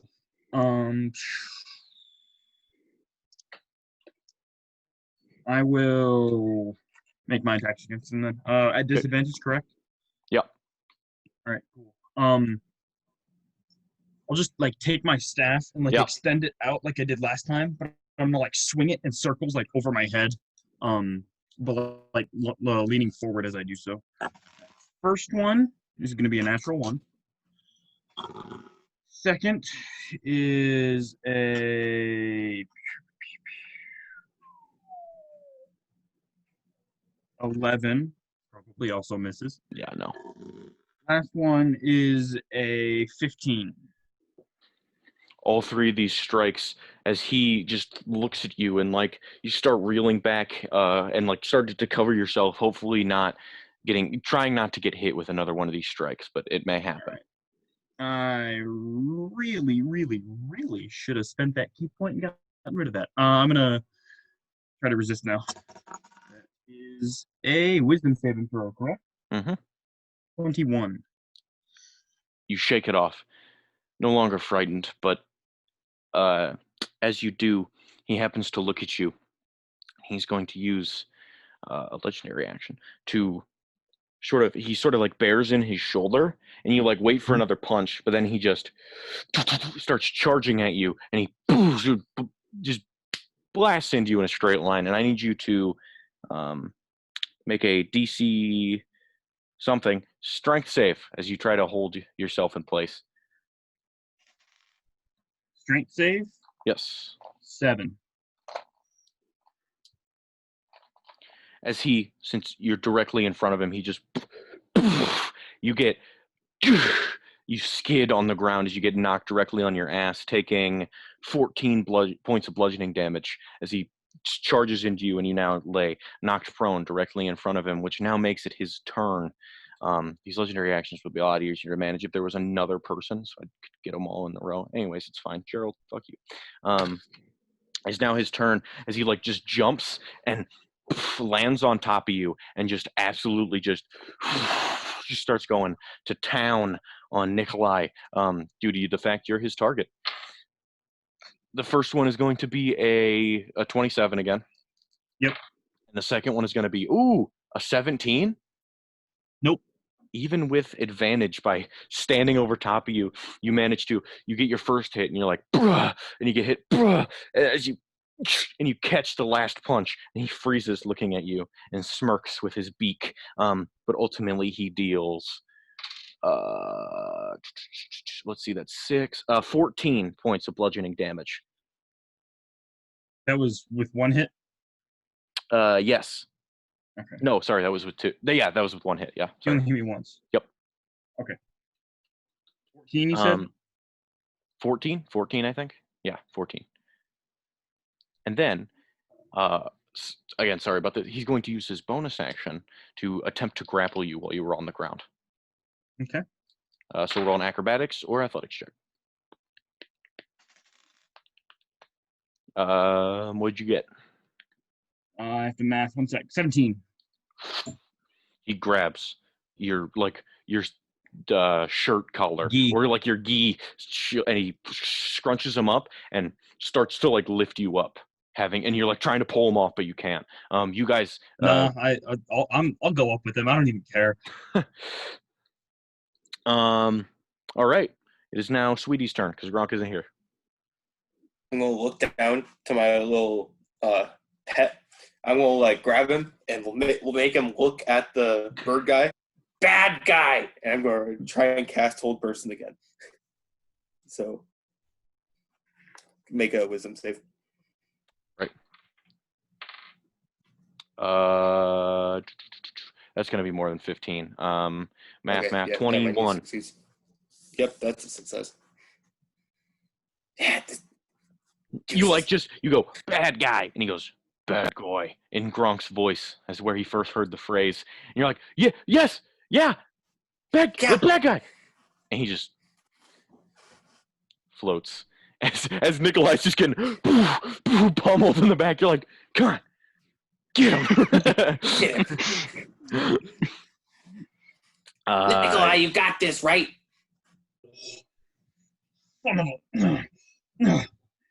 Hey, you'll get him soon enough. And I need Bardic Inspiration? Okay. Yeah. I need both of you to make a dexterity saving throw. As this man's wings fly upwards, he starts trying to move up, but as he first throws that his wings down, me included? Yes. You said? Okay. Yeah, because you can still take the damage from this. Yep. That is a 26. 30, 20. Yeah, you guys both succeed. You take you take 8 points of bludgeoning damage each. Pass. Evasion. Exactly. So just Sweetie, as he gets thrown, and as this dust from the ground sort of flips up at him and hits him in the eye, and he's like, and he starts like freaking out. But other than that, no serious damage is done. But when he does this, Nikolai, you are now raised 25 feet into the air as he now holds you. As you like look down, it's fine. Heights are kind of your thing, so you don't really care. And now, Hogar, you now stare at your target that is floating upwards. Wow, I never took you for knowing archery. You make a really good target, and I shoot him twice. Okay, I need you to make both those attacks with disadvantage. As you shoot him out, the wind starts to take it. That's flying all around him. All right. First attack. All right. That is 28. Yep, I'm that hits. sad it couldn't be the natural 20. Unfortunate. And that is 16. That does not hit. Well, I hit him once. You certainly did.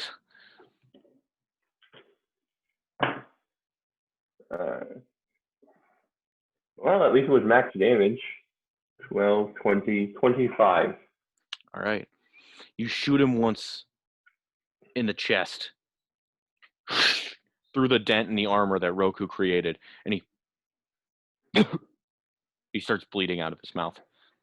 And I'm gonna take some of the wind, whip it around, and cast a Zephyr Strike. As you do this, he reaches out his hand and stops, looking like he was almost going to do something, but decided against it. As he now holds on, blood coming out of his mouth and ears. Roku, it is now your turn. As he's 5 feet in front of you, 15 feet upwards. 15? I thought you said 10. I might have. Does that change things for you? Can I reach him if he's 10 feet up there? Like if I swing, can I snag his foot with my axe? How tall are you, Roku? I'm 6'6". You don't. And then I got like his arm plus his axe. That's almost definitely at least 4 feet. I thought I said 15. Back of the shin. If the whole point was to get out of melee range for you, like that was his whole thing, was to not get hit by you. Okay, I appreciate your willingness to adapt. I don't know what else to do then. I mean, Incinerate. I mean, he's gonna fucking counterspell it. All right, I'm gonna try Crowd of Madness. Okay. And No wisdom I save? wasn't Who are you gonna prepared to this, so make hold him on. attack? I thought you could Yeah, only use that to make him Can attack. I can make him move, right? Like I can make him move. No, attack It's somebody? just spell, attack his buddy. the spell only mentions movement because it says you can make them attack before they move. So But if you I can't- make him move to attack Hogar, he has to come down, right?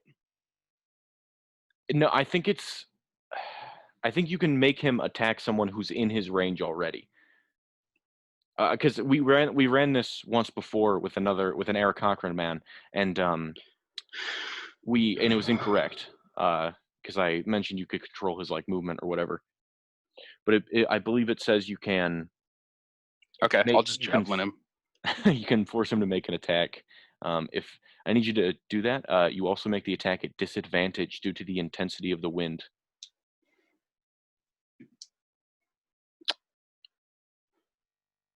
Is this strength? I haven't updated this in a long time. You just Okay. literally looking up, like you like see like as he's floating, you see like his legs slightly spread, and you're just like, dick move, like yeet it up. 22. Did you make a disadvantage? One was 15. One was 14. God damn! All right, Nice. yeah. But as he looks down, he uses his once again that sort of energy to, and the javelin, and falls at your feet, not connecting with him. Okay. Bonus action.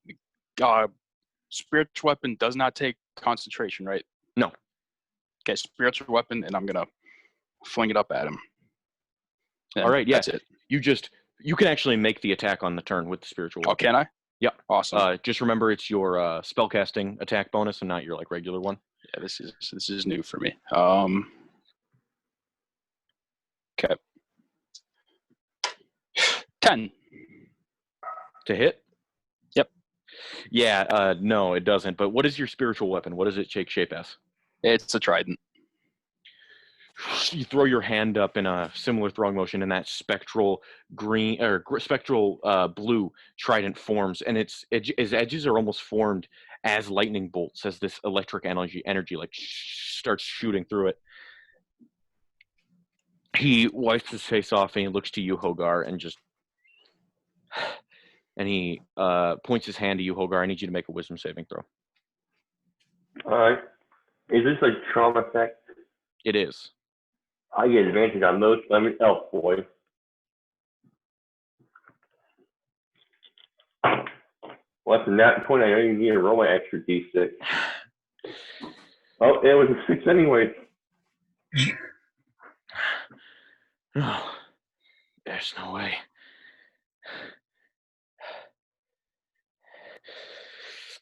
He raises up his hand and he shoots it at you. And I need you to make sorry, you know how spellcasters are. Lots Yeah. of words. Difficult. Constitution saving throw once again. That was not intentional, but Is Roku close enough to me, or are we still pretty far away? no, you guys are, Yeah, are still. He's 15 feet from you. It's a radius of 30. I think I got that right. Maybe a little. Sure, something like that. Anyways, point being, no.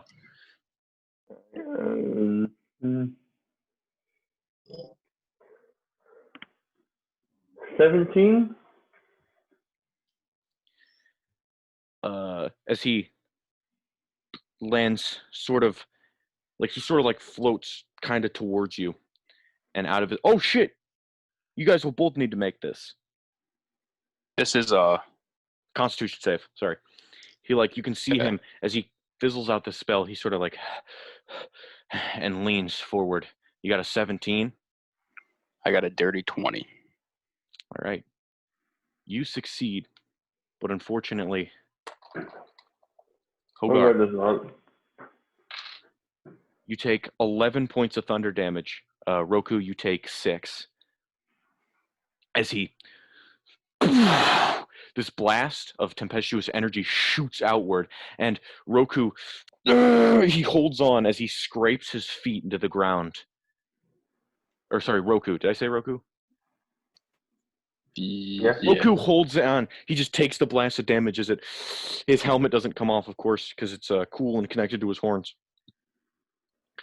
But Hogar, as this happens, you lose your footing and get blasted 20 feet off the side of the ring,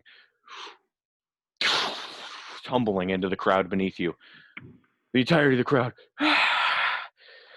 He turns back to you, Roku. He's 15 feet up. Did you go completely under him to throw the javelin, or are you staying at that side? It'd be easier to throw it, but once after, yeah, I'm right underneath him. Right underneath him? Okay, so now he's once again 5 feet away, 15 feet up. And Hogar hits the floor. He turns to you and goes, "Don't worry. You're not being spared. I'm going to kill you." I don't respond. And that's your turn. We cut back. Nikolai. This man now has you 25 feet in the air.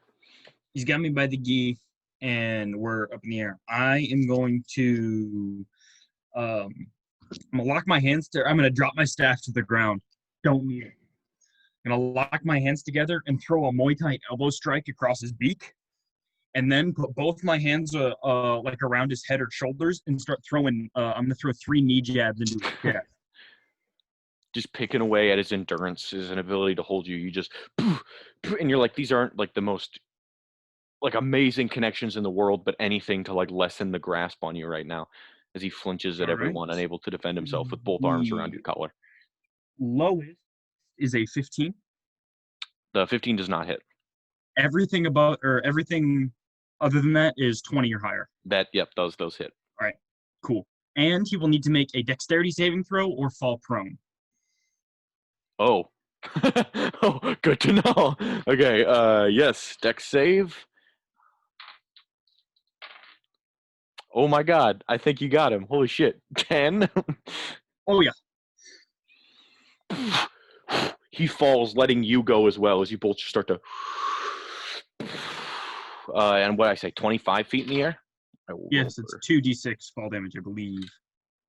Maximum damage on that. That's going to be 12 bludgeoning damage.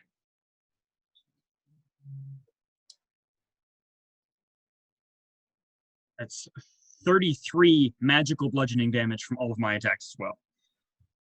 So because my unarmed strikes are magical. Because okay, I'm a so 12 plus 33 is going to be what? Somebody help me. 45. 45. Okay. And I land safely because monk things. You just he creating a small crater in the ground as he does. He's gonna stand up, and he like, and he looks at you, and he looks over at Sweetie, who's just kind of like standing here. He's like, and Sweetie, I need you to make a strength saving throw as he just barrels his shoulder into you. So does he like run past me? Presumably. Okay, you guys up in the air. Oh no, wait, he has to stand up on his turn. Never mind, he cannot do this. Okay. He has to fall, and you guys are like here. And then I was thinking Sweetie was like anyway, whether he's on the ground or not, I want to, like, after we're down, I want to like stay up with him in punching all range. up in his shit. Okay, and then you like kick off the ground, and you stand over top of him, having him just laid out in this small like snow angel in the dirt that he has made by his impact. To which it is now his turn. He will stand up and once again go for you. But as he does, he's going to go for a kick in the first hit, and he's going to attempt to grab you for the second. But we will see how that goes when his first hit is 30-20. Nope. I got my bracers of defense. What? Okay. So I just block the hit with my forearms. And he's going to go in for a second attack, this time engaging what you can only consider as recklessly. It's going to be a 23 to hit. That does hit. Is he once again this guy wasn't like formally trained like you. He's like a street fighter. He just everything is a punch or a kick, and it's not very good form. It's for how much energy he can throw into the punch as well. And that is going to be for 12 bludgeoning damage. All right. Sweetie, it is now your turn. As you see, as this street fight that was once kind of over here went up and is now like in front of you. I have a question. Yeah. Consuming basilisk, is that a bonus action or an action? So much like a potion, it would be a bonus action on yourself, full action on somebody else, except they could probably resist it. Chuck that in the eye. You start twitching your eyes, start glowing different colors. You start drugging out.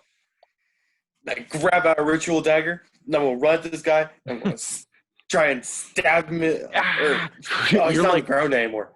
Yeah, Damn. you kind of in his like leg. You could probably reach with a good in the back thrust. of the knee. Yes. Learning your fights from like the streets. You know that there are no rules in this sort of thing. As you go for the knee. Roll for that attack with your do you know the modified stats? Yeah, I do. Okay, good. +2 to my strength, so it's a +4, and then I'm proficient with it. So I'm +7 to hit with this dagger. Martial characters. That's a 21. Yeah, it's. Just think, if I have another level 1 bard, I could do this twice. Oh, you get advantage on this attack. As you see, he's so caught up in throwing at Nick everything he has, he's totally not paying attention to you. Oh, so I get advantage? Okay. Yeah. So I said 21, the first one. That's only a 20. Or 30, 20. Mm. Okay. And then I had strength, which is now +4. So I get almost max, which is 11 piercing damage. Okay. You can see though as well. You like stab him, and it sinks all the way in and all the way out, and you hear this voice in the back of your head just go, interesting. And you're like, I know who that is, but I'm too high to care. And you just keep going. Sorry, how much? 11 damage, which, okay. He's now going to use his legendary action to, as he is beating up Nick, he looks to you and goes, and does that similar shoulder charge, the one he was trying before, but he was laying on the ground. And I need you to make a strength saving throw. Okay. Strength saving throw, let's see. +4, and it's already 4, so that's 5. 5 plus what I rolled is going to be a 22. That is quite a lot. So you take half of this, which will be, oh my God, 7. You take half of 7 damage. 4. Thank you. Why did you, oh my God, so I aggressively? rolled so many ones in that damage pool. Holy shit. 7 ones? No. 4 and 3 ones. And I was like, what the hell is this? And That's a lot of dice. he just sort of, and you just kind of like stand there like, and he sees your eyes and he's like, not knowing what the hell he just got himself into. He picked a fight with these guys. Hogar, you now are like knocked onto the floor. Do you do anything? I didn't have any time to react before I got my ass knocked. No, usually if someone were to take like a shove and it would throw you off in that space where the ring ends, you'd have a chance to grab yourself, but the spell itself knocked you so far back that you didn't even have a chance to grab yourself. I have any, and my cloak didn't help me at all with sticking to the ground. Does your cloak make you stick to the ground? It lets me walk on vertical surfaces and upside down. I obviously rule that as it doesn't help you stick to things. It would make sense. Well, give me a second. There's nothing about making me immune to forced movement, so. Yeah. Let's see if our god Jeremy Crawford has said anything about it.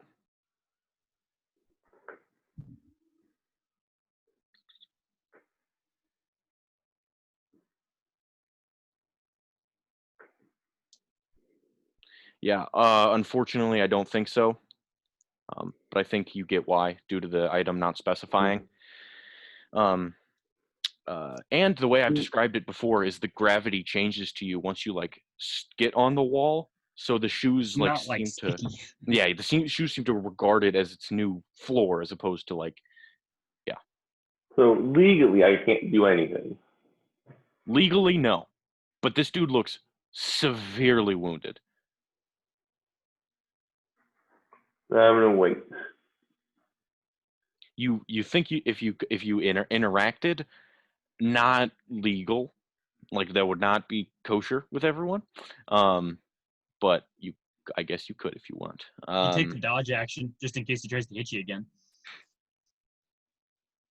If you wait this turn out, the official that announced everything sort of like walks over to you and he looks over and he goes, "Are you?" And you're standing and he goes, "Oh, you're breathing, right? Yes. You good? You good? Anything broken?" Well, you can see me, can't you? I guess. But everything's fine. All right. It's an illusion. Come on out. We got to give room for the other ones. This is an illusion. I lie. And then run away.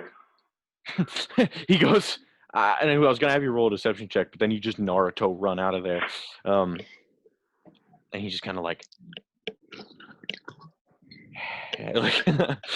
he's had enough with you guys' group today, due to the having to yell at the rest of them. Did he believe it? Would you roll a deception check? I was gonna have you roll a deception check, but then you said you run away, so I was like, well, it doesn't really matter. Well, how does 18 sound? He goes, but I saw you get hit. How did you? And as he goes to touch you, you take off the other direction. He goes, did we just? All right, physical testing for competitors from now on. As he turns around to his little sidekick. Make sure we don't enter any illusions or ghosts into these fights. Roku, it is now your turn. Did he get any closer to me? Is he still up there? Yeah, no, he's holding up there. I'm going to cast Eye Bite from the eye. Oh, okay. It is. It is what? It's a 6th level spell. Oh shit. Does a 15 pass? Are you okay? Yes, 15 does pass. All right. As you look, the eye glazes over in blackness, and he like looks at you for a moment, and like his eyes start to like slowly coat in this blackness, and he's like, and he's like now concerned at what the fuck he's just seeing. Okay, and then I need to do my other things so I don't take damage or whatever. Yeah, roll that con save, I think. Yep. Oh, I'm gonna need that bardic inspiration. Do I still have bardic inspiration? Yes. It lasts for 10 minutes.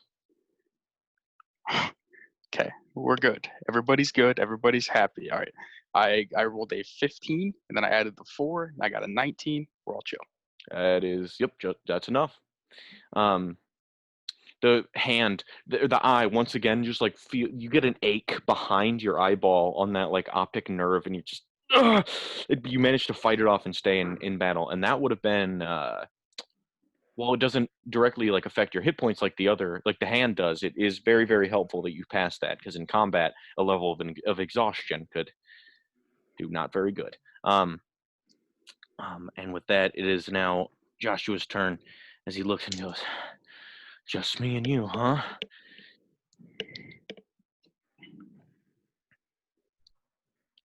And you can see something inside of him like shifts. And he reaches out his hand. I need you to make a wisdom saving throw. 15. Did I say wisdom? Yep. Fuck, I didn't mean wisdom. I meant constitution. I'm kind of dumb. 19. Okay, I was going to have you re-roll it because, nope, never mind. We'll just take it. He once again releases that sort of blast of cold energy that you saw him release against Hogar.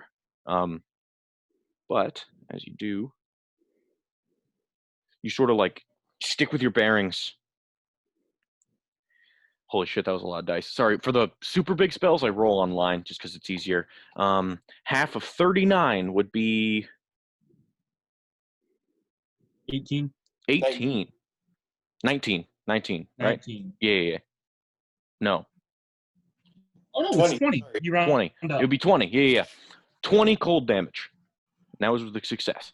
But with that, he's going to go up just a couple feet higher. He's going to like This 20 son of a bitch.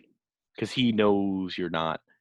And you're like, you can hear people outside like, Dad, does this count? And they're like, well, he's not outside the ring, does it? I don't think it.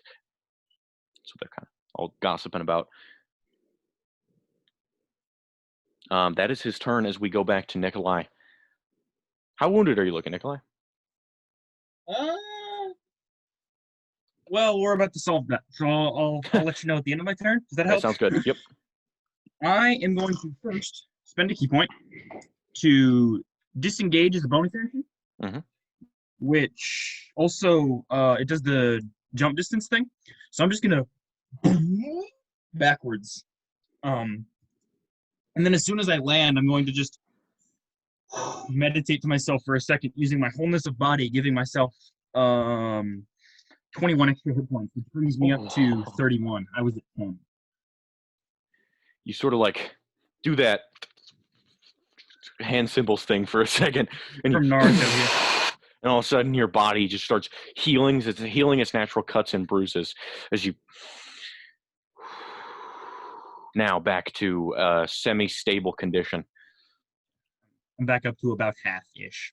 and Grunk is just he could provide support and or healing. He's just like, way to go there, bud. I took it because it happened right around the time we got frightened. I took it he's hiding behind a barrel somewhere. good idea. Yeah. I tried calling him 3 times. He texted me, Gronk will, or he said Grink will use Spirit Guardian, and it's 3d8. And I was just like, I'm just gonna. your character If for you're you. not here, I'm not gonna let you do the. While Yeah. it was with Jared, it was an emergency, but this I'm a little, and with that, it is now.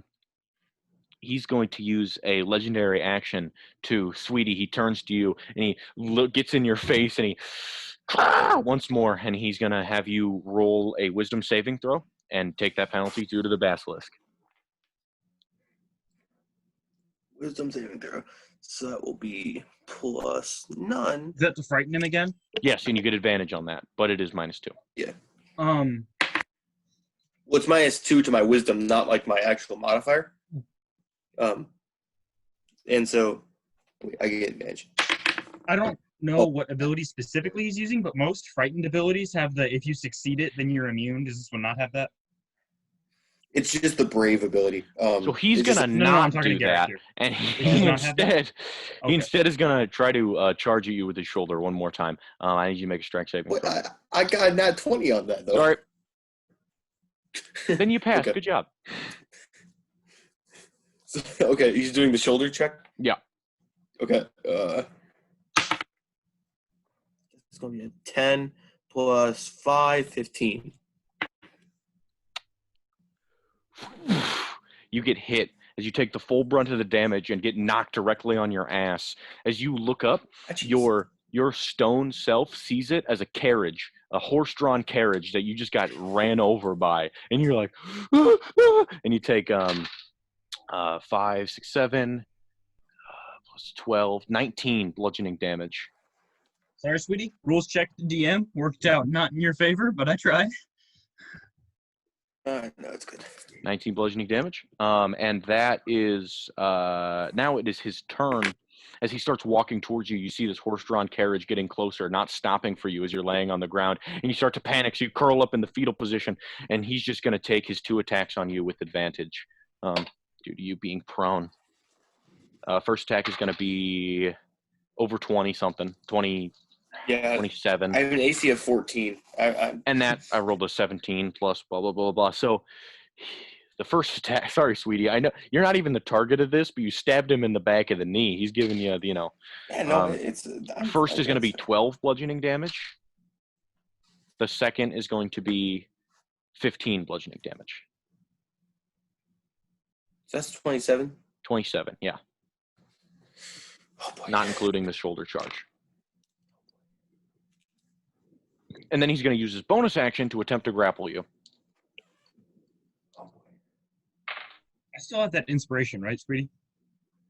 10 minutes. I could use Thank you. inspiration. You can use it on damage rolls, AC, saving throws, ability checks, Then I'd be trying to sneak back on. attack rolls. Yeah. Yes. We're not All I up needed was there a right now, one. Hogar. I know. I didn't get one before you left either.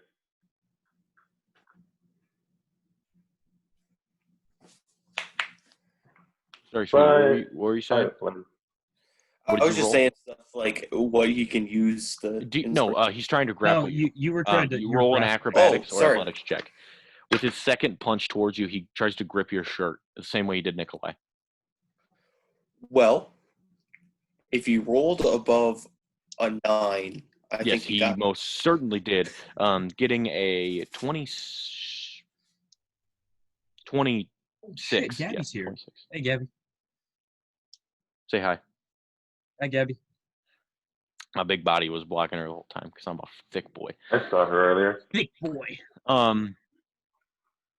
So he just grips you around the shirt. You're unaware of what he's going to do, because when you finally find the courage to open your eyes, you see the same horse-drawn carriage, but now they're grabbing your shirt, and the horse is just like in your face, and you're like, what the fuck? The horse gave him the dock. And he somehow, as you look down, his hooves are wrapped around your shirt, and you're like, what the hell? Unfortunately, no matter how many times you do Basilisk, the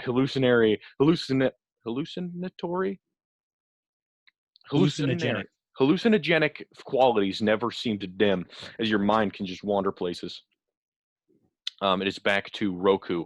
Unless, Hogar, you have something super sneaky planned. Oh, sorry, sweetie, it's your turn. Sorry, I forgot. I was like, do I not have a turn now? In like being scared, can I just like try and stab it while I'm like in the grapple, being like trying to escape? Or, like, okay, just be like, you like start flailing. You think you're trying to like cut his hooves, maybe. Okay. So I get. I hit another die and it didn't roll to its full potential. So now I have this shitty roll, but still +7. So is a 12 hit. Die, you horse! You think you like in your mind catch him in like the mouth, the horse mouth, the snout. I don't know what it's called, and he just neigh in like full. And you're like, you start manning, and in real life you're just like flopping around. You're like, don't kill me, horse! And Nikolai's like, this fucking kid. And with that, it is Roku's turn, unless Hogar. I have something sneaky, real sneaky. Wait, actually, he's going to use his next legendary action to make a wing attack. I need you to make a dexterity saving throw, sweetie. Look who's finally back. Well, Yes. Hey! Let's hop into it. I'm sorry. I don't want to get into it. Otherwise, I'm going to get really pissed. And I don't want to have that put a damper on our night. So let's continue Sounds with good. D&D. We'll just give you a fuck you for leaving and Wait a carry on minute. like it never happened. No, I don't like fun. We better open this. All right, everyone take a break. So, Gerald, how are you feeling? Just fucking kidding. You're up next. All right, sweetie. Make a so dexterity that's a 22 on a dex save. But if I take half damage and it's anything above 2, I'm out cold.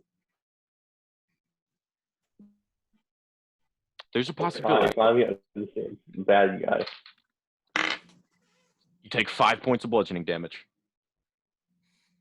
Hey, so with Sweetie unconscious, does that inspiration go away? No, it remains for 10 minutes. The wings flap, and as they do, one smacks you in the face like a bitch slap, and all of a sudden, the last thing you see is a horse pulling back its hoof, and sweetie, you just, oh no. You're out cold as you get lifted in the air, 25 feet, and he looks at you and goes, tosses you. One failed death save.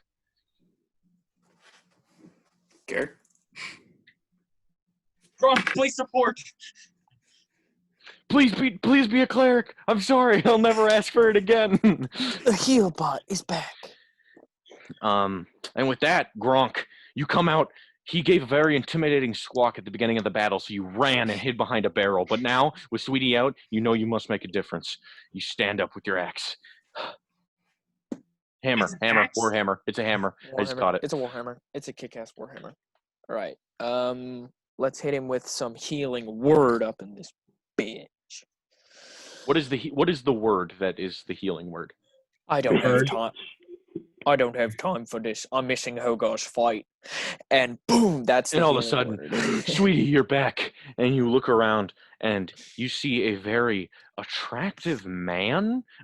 You again, not gay, but you can recognize when a man is attractive. This is a sort of like short hair Chris Hemsworth type guy. He's got blonde, kind of spiky hair, but sort of more casual. It doesn't look like he tries too hard. He's shirtless. He has abs. And you're also in the desert and right next to a river. And he's leading you up and he goes, "No, child.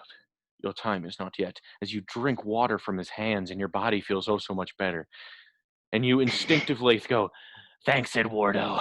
And you don't know where the name came from or who this man is or why you're in the desert, but you're hallucinating your ass off. Thanks, Jesus. I think Sweetie was dreaming about his own Brazilian helicopter pilot. Oh my. Time to be sneaky. All right, and Gronk, Wait, you how do many- anything with your action? Oh yeah, you got even well, hit points. yeah, I forgot sweetie, about Yeah, you that. how many get- hit points do I have? 5. Oh, nice. Was that minimum rolled on the D4? Yep. Yep. Okay, 5 points. 5 hit That's- points. You're awake. Like, he's been doing, on average, with his regular attacks, about, 15-ish. So, Sweetie, you might want to get the hell out of Dodge as soon as possible. Okay, Gronk, do you do anything with your action? Yes, with my action, I'm going to cast Spirit Guardians. And that's it. All right, that's similar. Celestial body starts flying around you, but I would say due to the fact you were out for a bit, the fight has naturally progressed on its own, so you won't hit him this turn until you move up. Yeah. Also, move. Should I Gronk is move still closer? frightened. But I And- figure, but he's 25 feet up in the air, right? That as Still, well, because you yes. mentioned. So I figured I'd just get right underneath him. Anyway. Oh, okay, yeah. You use your movement to level yourself beneath him. So you're sort of next to Nikolai. He's in front of you a bit, but not by 15 feet. If he comes down right where he is, he'd land at the very. No, I'm. 1 second. I have to that's find true. my You movement. jumped I'm away. 45 feet away. Do you want to stand next to Nikolai, or do you want to be underneath this dude? I'd rather be underneath this dude. Okay, so you stand next to Sweetie's formerly fallen body. He's laying on the ground talking about Eduardo, and you just shake your head at this guy. And you are right underneath him as this bird is now flapping. It is now Hogar. What's the sneaky stuff you're trying to pull? After trace. Now I leave no trace, and I can't be tracked by magical means. So, is everyone focused on the fight? You would assume so, yes, but you are also in the middle, but they are looking up. So they're all looking up? It's hard to tell, man. You look around and people are still kind of looking at you because you're down there. There's quite a lot of people here. It's hard to be guaranteed that no one is looking at you at any given time. Can I hide behind one of the bleachers? You would have to get into the bleachers for that.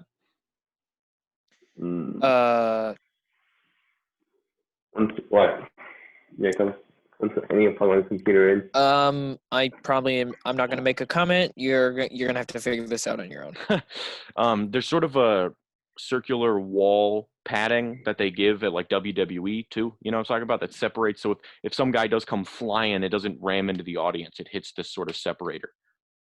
So I'm kind of in between the bleachers and the stage right now. Yeah.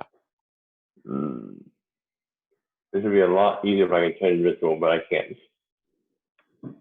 That is true. I've already left the ring, Gronk. I've been knocked out. It pays to pay attention. I wasn't here. I don't know what's going on. Pays to be Hogar here.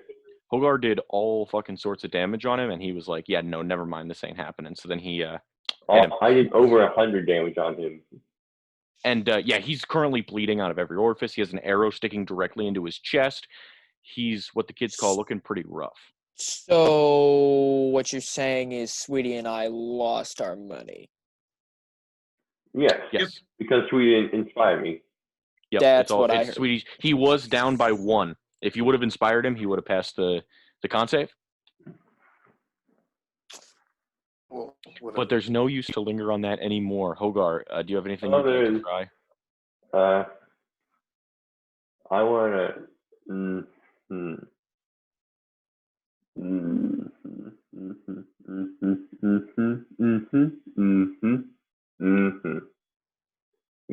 Roku. Now it's your I turn. want to Oh. try and stealth to behind the bleachers.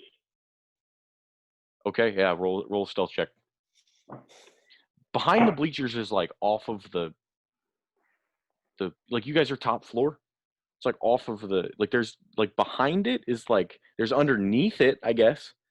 He's got spider climb boots. That's true. I'm also Or No. he's got So spider wait. Got climb the cloak or yeah, something. the I don't cloak, Yeah, yeah. he has. how high He up does have is a this spider thing climb. raised? The bleachers? The stage.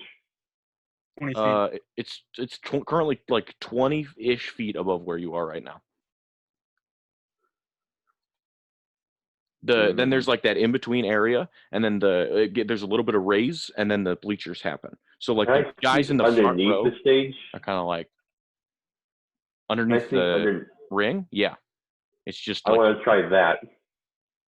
you want to wait. What do you want to do? You want to So sneak? I want to sneak underneath the ring.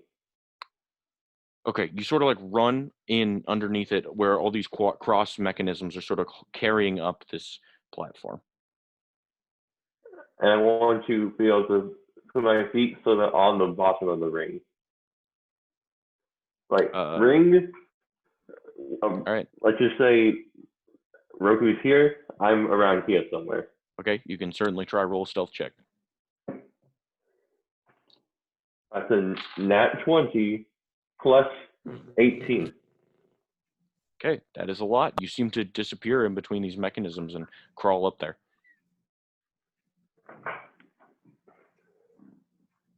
And then, as my bonus action, I am going to do nothing. I'm going to say that took my entire turn. Because that was a pretty complex thing I did there. Rather complex, yes. And you cast Pass Without Trace, so. And next time, this time I was under there the whole time. All right, Roku. Sneaky. It is now up to you as he stands 20 feet above your head, floating in tempestuous magic. Okay, I'm going to chuck a javelin at him. Due to it being ranged, this is once again disadvantage. Well, fuck me. Okay. I got a 14. I'm going to use my channel divinity at 24. Oh, yeah, that hits once it moved up to 24. Okay, and 9 damage from that.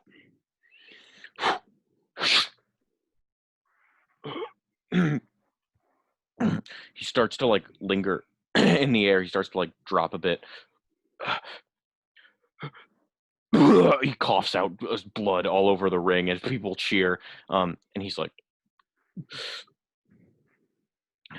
he's barely holding in there. Okay. Spiritual weapon, I'm going to try and smack him with it. Okay. 22. He's looking down at you.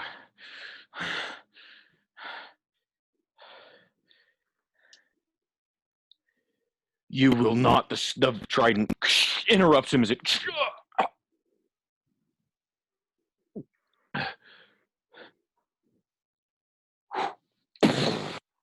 He smacks against the floor, bleeding out of his mouth. Everyone kind of watches. Okay. There's a silence.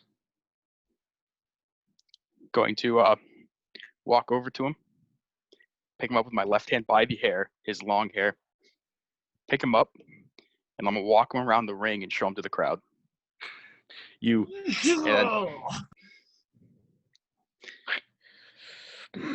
lift up this this man in his full armor. Gold is fucking heavy and kind of worthless. Like, it kind of sucks, but it's kind of heavy. And you just start carrying him around. Okay.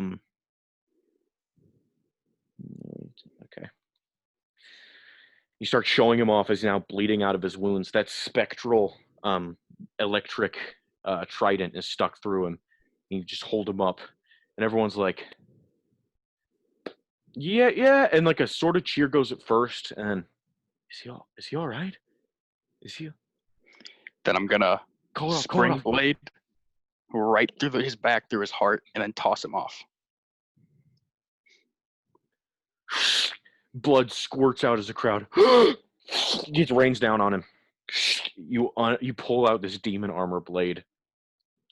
Toss him, and as he lands directly onto his head, and his body sort of folds up beneath him, like. And it is very obvious to the people in this audience what just happened. Oh my God! Everyone, this panic ensues immediately as your platform just starts to get. When everyone starts panicking, I'm going to quickly dash out sneakily and be on the top. I was there the whole time. Because I don't want to be crushed. On your turn, you can certainly try. But for now, we will cut as the platform starts to lower. Roku, how do you feel? Like I just killed a poser.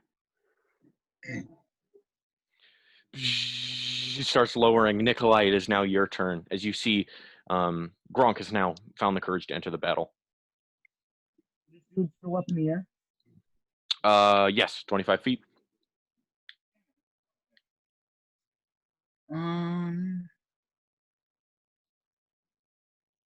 I'm going to.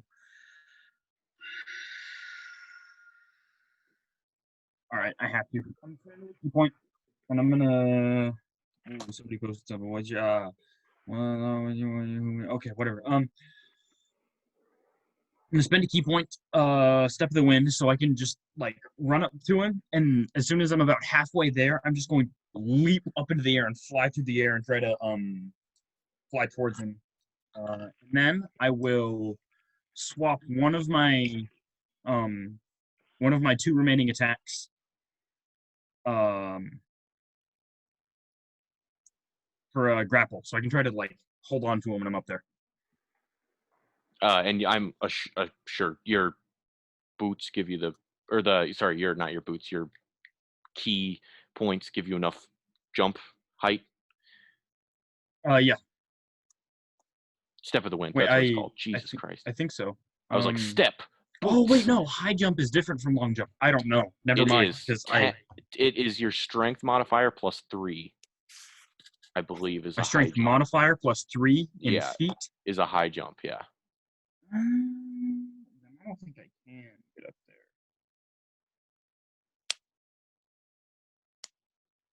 Yeah, I can't get up there. Never mind. So Okay. rather than doing that, I'm going to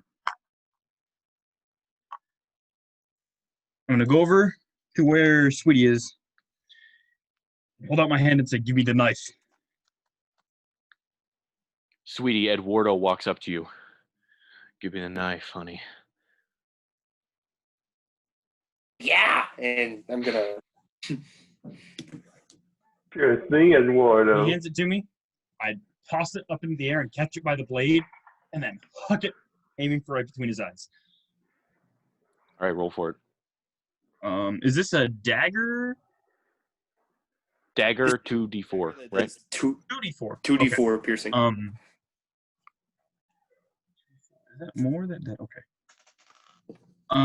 So daggers are considered monk weapons. So that is a 17 plus 8, 25. Yep. All right. And 2d4 is more than a d8. We'll use that.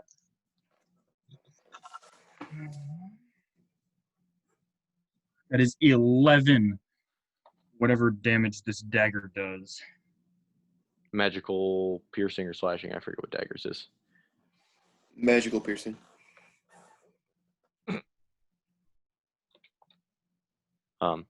Anyways, is that your turn? Does it like stick in him, or does it like hit him and then fall? Yeah, I would say it sticks in him. But like, don't worry, because he's gonna come get you, presumably, is what basically. Okay, no. It's because if it fell, I was gonna pick it up and do it again. Yeah, I know it. And it kind of sticks in him, and his white feathers immediately turn to red as you see it like spread so satisfyingly. Yeah, I don't have any other.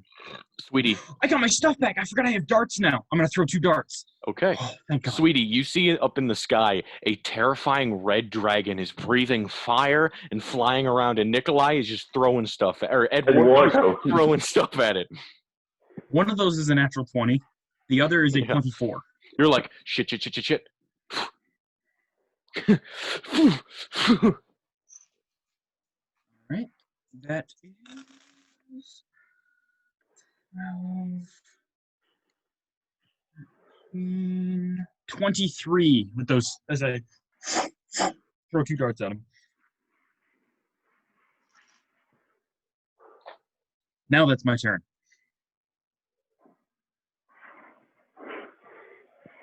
All right, give me a quick sec to do some math here.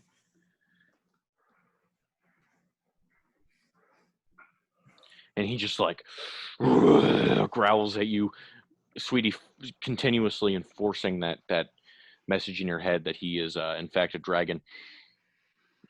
To which he's going to use his movement to fly down, and like he's going to like dip and like start using the velocity of falling to go punch you, Nikolai.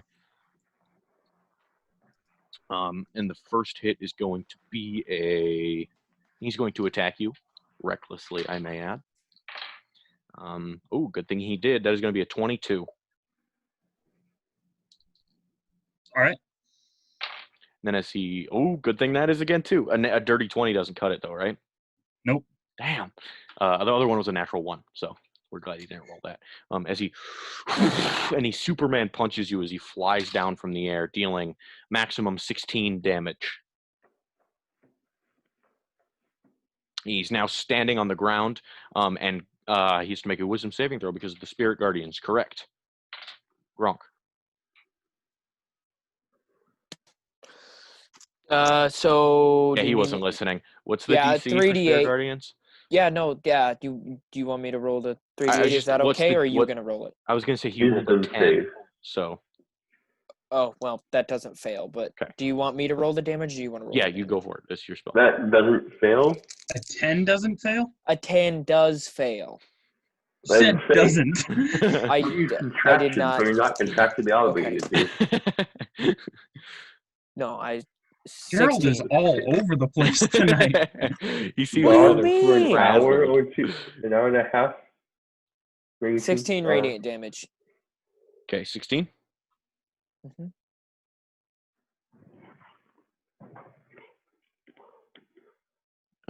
Math. Got it. And after that, Gronk, he looks at you and like snarls, but looks back at Nikolai due to him being the primary target, and he's going to take his shoulder and Nikolai, you know the drill. Roll strength save. Ruh-roh, Raggy. Strength save. That is a 16. You take the full brunt of the damage, as well as, which is going to be 5 plus 8, 11, 12 bludgeoning damage, and you are knocked prone in front of him. You just skitter on the ground. And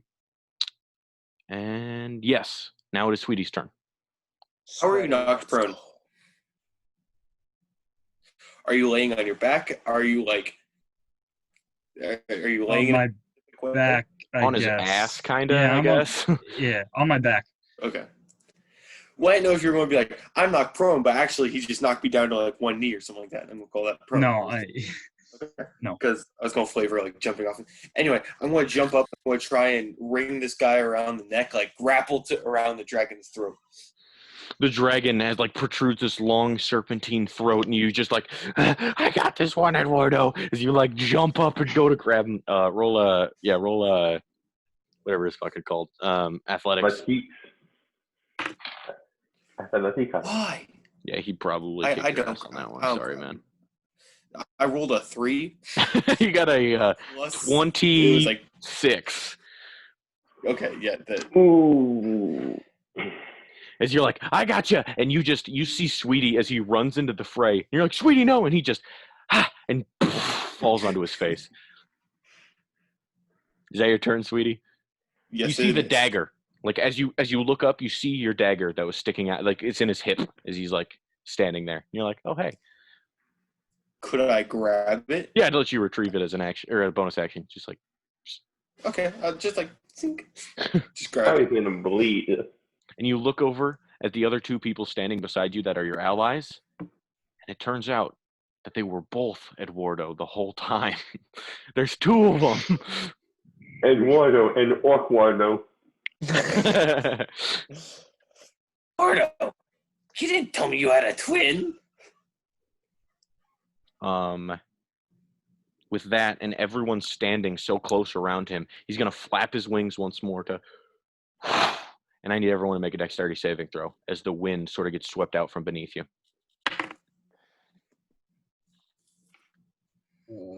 25. Pass. Like 14. 6. Pass. Okay, everyone takes half besides Gronk, he'll take full, and then Gronk also gets knocked prone with No damage. Monks. 12 bludgeoning damage. You take half, which is going to be 6 for both of you. None for Nikolai. Oh. And then that's just enough. You look up, and as he swipes his wings down, the bone of it just kind of and hits you into the sand, but is really the dirt. And with that, Roku, Hogar. So Hogar, you try to dash. Sneaky boy, onto try the not to stage. be crushed. I'm trying to sneak back onto the stage. So I'm guessing I just got in there and I'm not like under the middle. I'm probably near one of the edges. Well, the only way to get up there is through the contraption. Sort of, they form like a square in the middle of like to rise up. So you'd have to run up that. So I would like to get out of there sneakily and make my way up to the top platform. You can try. Roll a stealth check. Well, good there, plus 18. That's 25. Okay. You sort of like crawl up to the top with Roku just as it starts to descend. Roku, you're met with a shocked expression from Lord King Ulysses himself as he is he dead?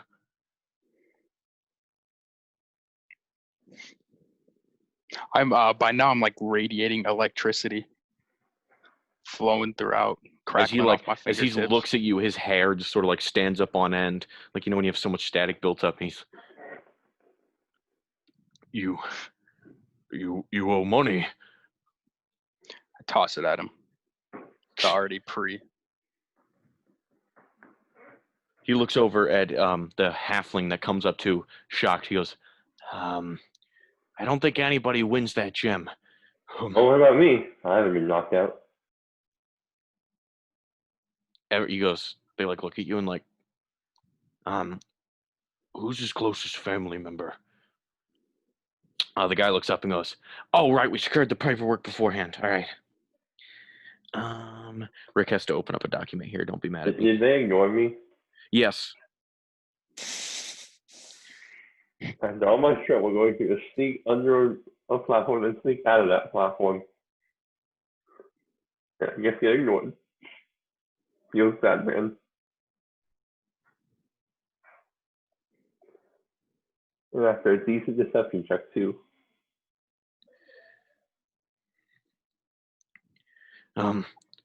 It seems his mother was murdered very recently. And his father was Tobak, but his father went missing when he was a child, so he has a half-sibling. Tobak, his mother died.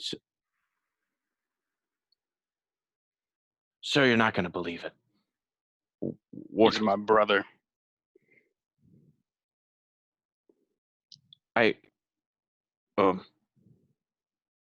Wow. They reach out Whoa. with the sack of gold. Take it back. And they both just kind of like step to the side to like let you through the exit. So, what about me? You were knocked out, plainly. Ah, you see, that's what illusions are good for. You made an illusion of yourself. Yes. I don't understand. I made an illusion of myself to make it look like I got knocked out, so I could sneak under the thing and heal my wounds before coming back and winning. If you went underneath the ring, you still were outside of the ring. I was never told that underneath the ring was outside the ring. Because we It's still didn't the have to ring. make that rule before. We'll review it with the officials, but we have more important matters at hand. If you're really that concerned about your winnings, come to the Ivory... God damn it, I forget the name of this thing every time I talk about it. The Ivory Fortress towards the end of towards tomorrow morning. All right. And as the thing finally lowers to its lowest capacity, they look at all the blood that has been spilled.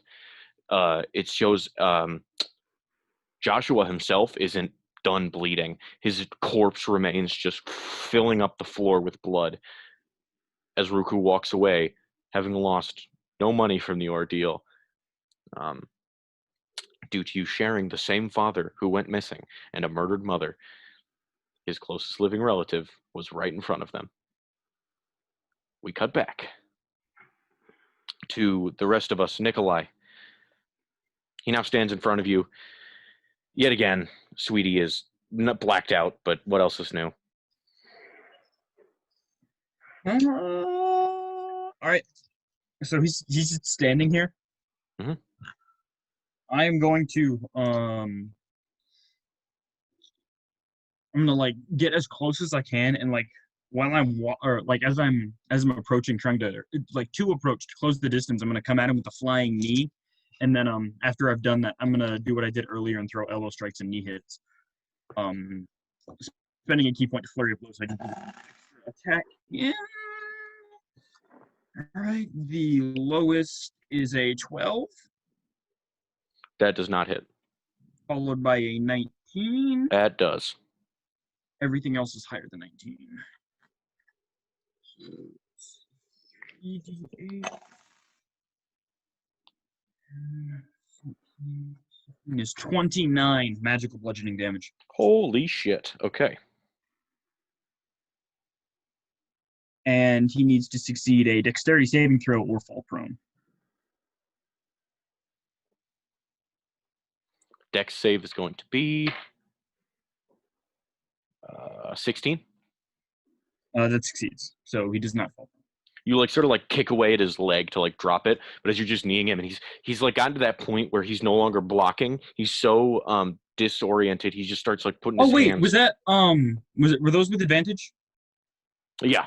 So roll to see right. if you crit on any of those.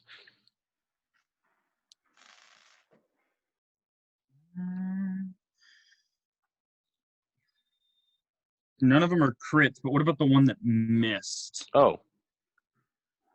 Did you roll again and see if like that one hit or? I don't know how to determine which one was. Just roll again for that one and see which. All right. That's a 9 + 8, 17. That still does not hit, so don't worry about that. But as Sounds you're good. like just knocking him down, he like is bleeding out of his beak holes, and he's like, and out of his ear holes as well, you know. And he lets out one terrifying, enraged scream, and then as he looks, he realizes everyone around him has already recovered from this. Sorry, did you one more move your thing? turn? Yeah. On one of the attacks that hit, I want to spend a key point, and he has to make a Constitution saving throw or become stunned. Uh-oh. Shit. Oh no! Oh no! I think even with a +9, that's gonna be a 13. Damn it! All right, nope. He makes it. He succeeds. What is the DC? 12. Damn. Okay. Oh wait, no, it's 14. Math's wrong. It's what? It's 14. 14. He fails. As he's laying in front of you, you just give him a reach for the shoulder, and he, as his pressure points are now locked up, it's now his turn. He's gonna have to make a wisdom save. 13. Gerald, does that pass Spirit Guardian? Oh shit! I totally blanked. No, that does not pass. They're like wisdom save, All right. Gerald. What are you talking about? And I was like, oh wait, I have Spirit Guardians up, don't I? Anyway, Roll for that'll damage on be. Yeah, that's gonna be. Got a math 18 radiant damage. Okay. They seem to just be like eating these star celestial bodies are running into him, and one like hits him in the head as he drops to the ground. He's still stuck in that same position. Sweetie, roll death save. Hey, it's 11. I get a success. That's the first one I've had in a while. Nikolai, it's back up to you. As he's bleeding out of everything, and he goes, if you think I'm bad, wait till you see the other 4. I'll take care of them just like I will you. Spend another key point to Flurry of Blows again, all at advantage. And he will, at the end of this, he will fall prone, automatically failing to save because he is stunned. Mm-hmm. If he survives. First attack is a 25. Yep. Which is an auto crit as well, because he's stunned. No, it's not. That's paralyzed, not stunned. Oh, good point. I've got it right here. Might be. Dirty 20. I forgot they were the same thing. Dirty 20, yeah, that hits. 27. Yeah. And a 21. Yep. All right. Oh boy. Oh, I rolled really high. That was nice. 18, 26, 46 magical bludgeoning damage. How do you want to do this? You killed him by 44 points. Holy shit. Okay. I'm gonna grab like the back of his head and like start punching him in the like the solar plexus. And then when I think he's about done, I'm gonna like kick at one of his knees to drop him down to like one knee, and then give him the Man of Steel Superman on Zod.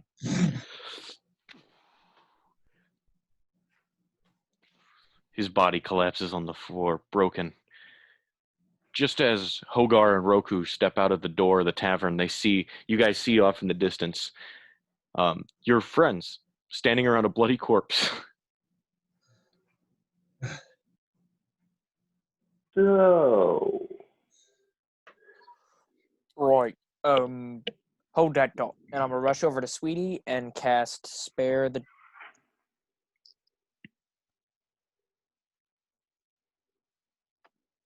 Spare the Dying, you said? Yes. Cast Spare the Dying so he becomes stabilized. Mm-hmm.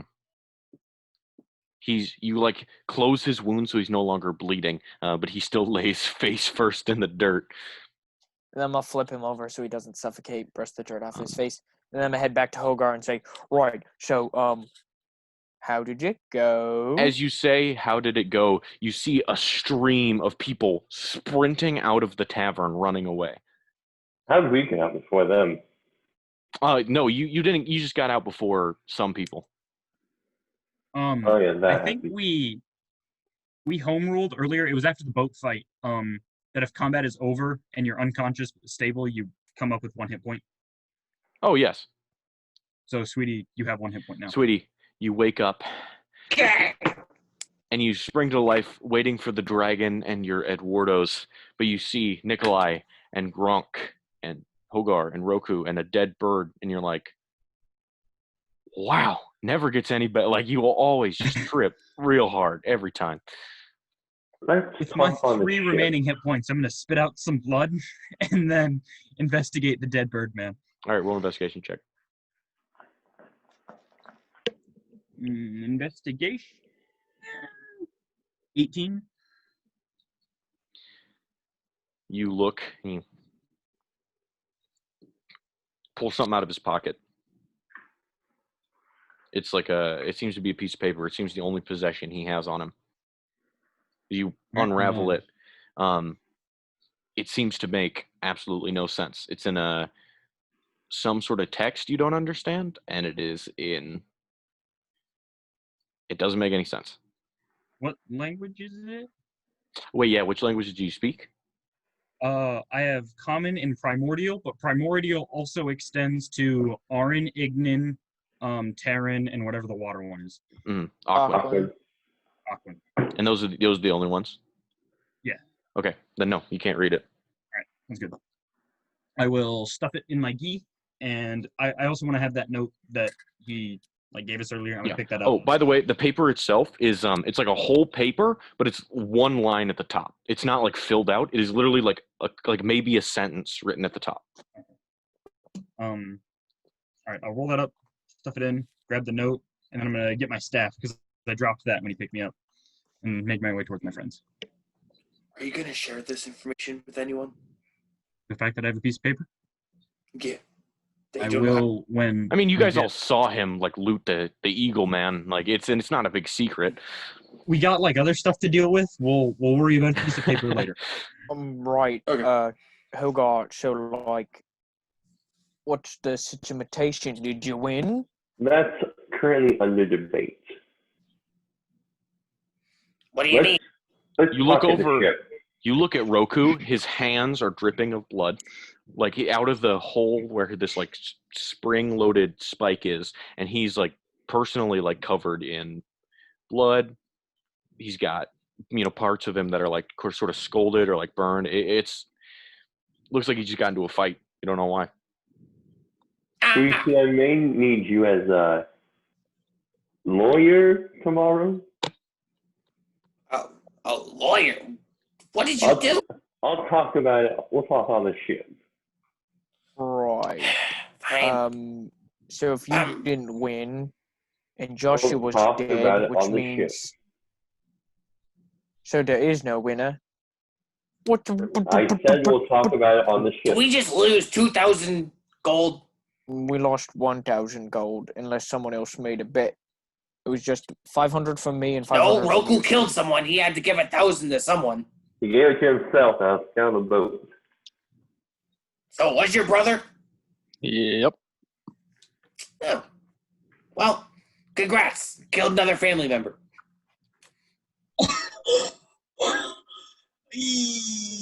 Turn around, pick up it, and start walking back to the ship. All right, hold on. Before he does that, Oh god!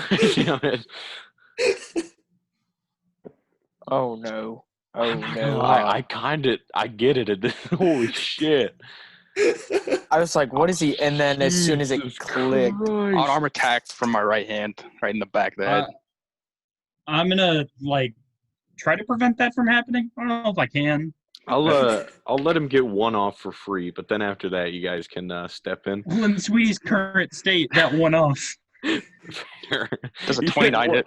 This is a 28, my 29 bad. hit. That's double my AC. Plus 1. 28. 10. Yeah, you fucking knock my ass out. Backhand. Skitters on the ground. What the hell is that? To be fair, right? Trust me, if Um, anybody wants to punch Sweetie, it's me. I get it. But it's not necessary. I'm gonna go You scoop. have enough blood on your hands as it is. I'm gonna scoop Sweetie up in my arms. Hey, where's it?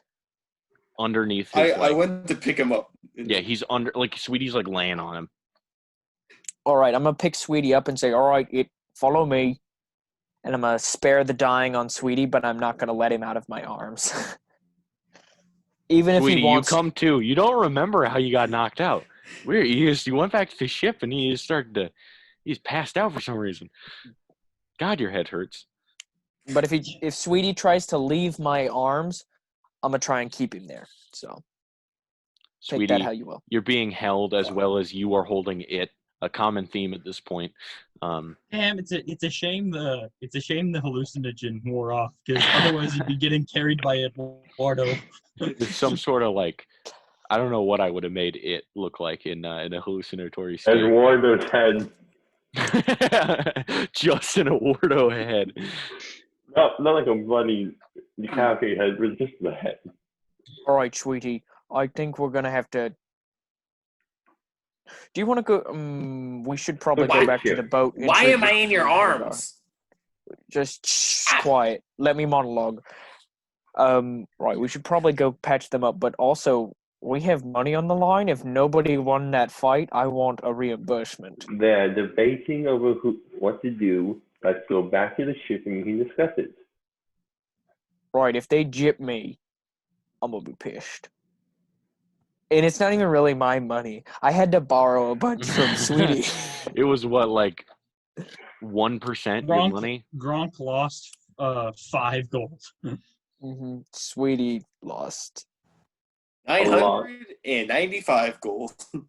Hey. Not even 1%. Gronk lost 0.5%. Or Gronk paid 0.5% of that whole. 0.5%. Also, I gave up another 1,000 gold because Nikolai has it. I did what? That back. He gave you 1,000 gold because he figured we'd have to like pay some permits or some shit. Originally, when they said, yeah, but I just have that on me. Yeah, so I don't know if you want to put that back in the big sack or keep that as. But... I'll hold on to it till we get back to the ship, because I assume the whole your boat thing was a lie, but we don't know for sure. Yeah. And it would not surprise me at all if there's one last kick to the dick for the day. We have to pay fines on our ship. You walk back to Port Greenglow, no longer ripe with people, as everyone was either watching the event of the season or now recovering from it with therapy. As not only was a man killed, but he was then paraded around and then thrown. Just a horrific sight for anybody involved who isn't used to doing this sort of thing. And you walk back to your ship and you see there's a little booth with a window that the Eric Cochran man would stay in, or it wasn't always the Eric Cochran man. In fact, it was usually a Kenku. I don't know if it's too late. Can I take the Eric Cochran's body with us? Sure. Yeah, you can Okay. You can haul him along. Why not? I'll help. You guys sort of like lift him up. I got it. And he would look. Right. You kind of have him off your shoulder, and he kind of looked like a drunk guy if he wasn't bleeding out everything. And as you haul him off, you see that empty little, what's it? I don't know, shop window thing. As you get back onto your ship, yeah. Right.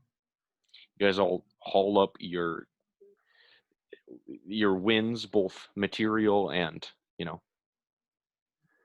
name pride wise, and you haul them back onto the ship. All right, now let's go downstairs so we can discuss what happens. All right. Sounds good. Can I be let go now? No. I mean, I enjoy now. I enjoy having my own little peasant pattern. But I can. Sweetie, it's more for your own safety. You Bro, kind of said a let him go. rude. You said a rude thing to Roku. Let him go. We're all friends. It's all just fun jokes. All right. Sweetie, have fun with the jokes, and I'm gonna set Sweetie down on the. It's just fun jokes. It's just some family-friendly jokes. Sweetie, not a word to Roku. Understand? I mean, I want to turn to Roku. I'm sorry for offending you. I thought we were on good terms, and that it's all just jokes. Roku, do you say anything back to that? I'm gonna cast sleep on him from the hand. With his 1 hit point. Yep. Well, I'll take care of that. But I do kind of need to awake. Do I fall on it? No, he like stays there, and he just stays where he's floating at.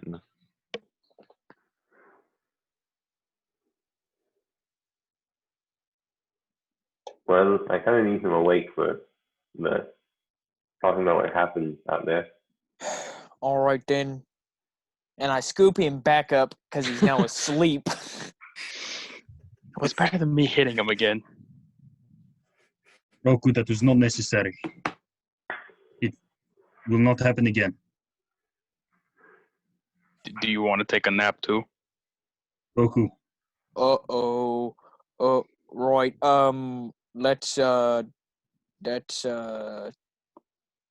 That's like a Well, no. We are, that's like not. We know. Oh no.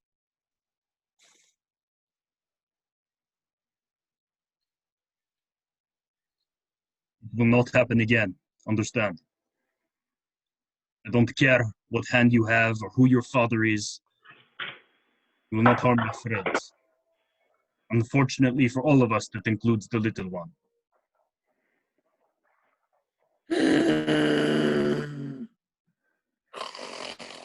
listen, I'm sort of like at this part, sort of segue up into the ship with a sleeping sweetie, and I don't even know if it is awake. Like, it's been weirdly silent. I grab it and take it with us. Yeah, as you carry out Sweetie, the thing just like sort of floats there staring at all you guys. Right, come on, it. Let's get back on the ship.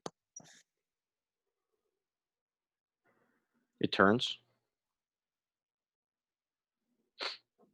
Just sniffles. I head back on the ship. If it follows me, it follows me. If it doesn't, oh boy. It does. It looks. It turns around and doesn't recognize anybody here, and like not as well. He just kind of like, and the just disgusting looking head just sort of floats up the stairs. I'm gonna follow Gronk and Sweetie. All right. I'm gonna take Sweetie to his room, and I'm gonna tuck him in. Sweetie is taken to Enigma's room and like put the covers on just as you wake up, Sweetie. Like, Gronk, Sweetie. Right, it's been a rough day. Let's just let Sweetie sleep. He's been through a lot. He Wow. woke up Why 2 do I keep hours blacking ago. out? I do need to explain to you two what's happened in the Rumpus Ring. All right, I'm gonna sit down on the bed with Sweetie. So, crazy. I'm gonna go Bedtime downstairs. story. I'm gonna go downstairs to the dinner table and lay this body down on the table and start like dressing its wounds. all right. You and Roku are currently downstairs, and the rest of them are up on the Nope, top I'm gonna stay in upstairs. Enigma's room. Okay. So, there's a lot of craziness out there. I shot him a bunch of times and did a lot of damage. And then he knocked me off. But when an official came around, I told him I was an illusion and then ran off and snuck under the arena, like on the actual plate, like the arena itself. I was on the underside of it, which, if you ask me, is a lot more in the arena than above it, off, not touching the arena. Right. Yes, Sweetie? Well, to get under the arena without cutting a hole in it, you'd have to exit the arena. So, technically, it's completely reasonable. They let people fly above the arena and hang off the edges. That's fair. I guess. I mean, we'll have to build a strong case. I guess if they find Which it is not. why I'm telling We can Sweetie. use your spider climbing boots, or I know you have that cloak thing now. Oh, You just yes, say I that think you walked over and we're walking underneath.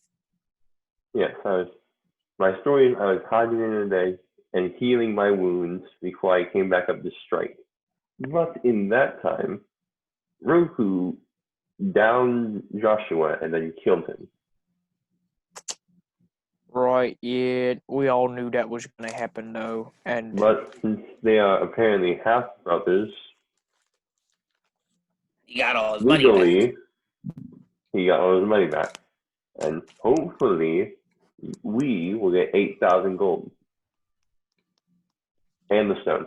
Because Roku for sure got disqualified. But if And they think Yasuo's dead. Wait. Does that mean you also... Yeah, no, we need to win this case. Because, yeah, the money, I'd love to have it. But that stone thing, now that's where the real moneymaker is. right, if you're suggesting that we're gonna win this stone and sell it to the highest bidder, No. terrible. I'm going to It's have a the priceless stone. item. I'm not gonna sell that. Well, No, we're not going to sell it. okay, something like that though. How much do you think you can sell for? Right. So much that That For number can those at least who- have 6, 7 zeros. Those are more than that. If you're afraid enough of death and you're rich enough, they'll pay for it. But We're keeping it in our hands so it stays out of Sid's permanently. yes, And any other weapon like Sid. that is the most important thing. So tomorrow we are going to go to the Ivory Fortress to check up on their ruling and convince them that our ruling is correct, because in the rules it just says don't go outside of the Rumpus ring. But I was under the Rumpus ring, still touching the ring. Meanwhile, someone was floating above it, not touching the ring. That is true. All right. I guess it sounds good to me, Hogar. And for case in point, I can walk up the walls and hang on the ceiling. And you might have lost, but even if they won't take the loss, you weren't disqualified, which is worse than just losing. You're not dead, so technically you are the winner. Maybe. I don't know. Sweetie, that sounds like sleepy person talk. Where's it at? Did it follow us into the room? Yes. Yeah. I think I think that it likes you, sweetie. I'm going to leave it with you. Don't let it destroy the ship, but I'm going to go address Roku's wounds. While this is happening, Roku, are you on top of the ship and not in the room with them? Yeah, I'm up there. I'm gonna try and meditate and discuss things with my my god. All right. Before Which one? as you sit down, he only has one god, only one he claims to. Sure. Hey, you can't. It's just the body parts of another. As you sit down, you hear footsteps up the gangplank, and you take a mental note of whoever is in the boat, and you're like, that shouldn't be happening. You open your eyes and you see a relatively familiar halfling man walking up the deck. This is not the one that you just saw in the Rumpus ring. This is a different halfling man. It's not Sweetie. Who are you? Hi. Is this are you? And he seems nervous, and he's like looking around. He's dressed in a tuxedo, almost like Sweetie, except he doesn't look terrible. I'm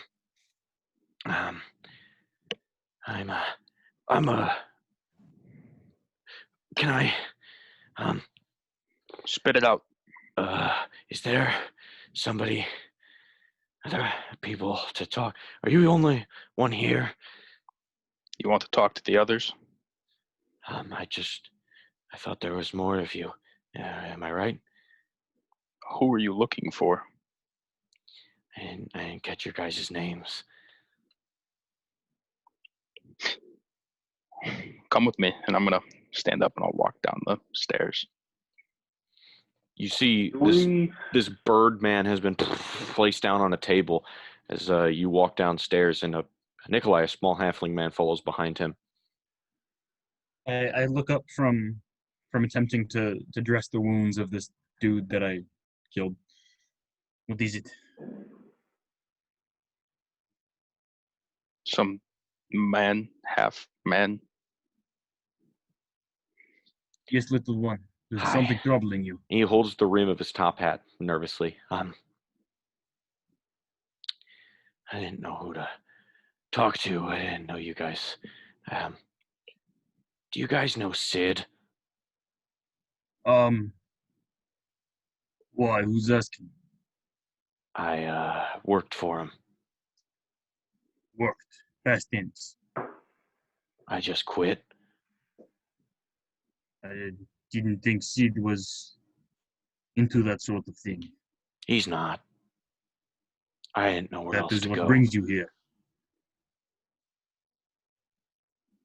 Hogar, Gronk, as you walk down the stairs, you see a halfling man as well.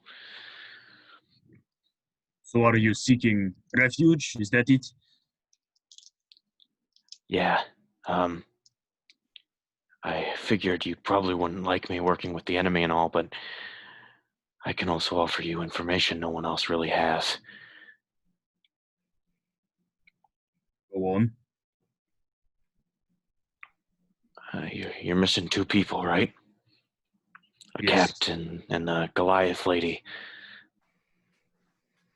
I know where they are. Where? I can't describe the location per se. It's in the casino, but there's a secret underground entrance. I could take you there. It's hard to say. How do I know Sid didn't send you to lure us into some sort of trap? I don't know.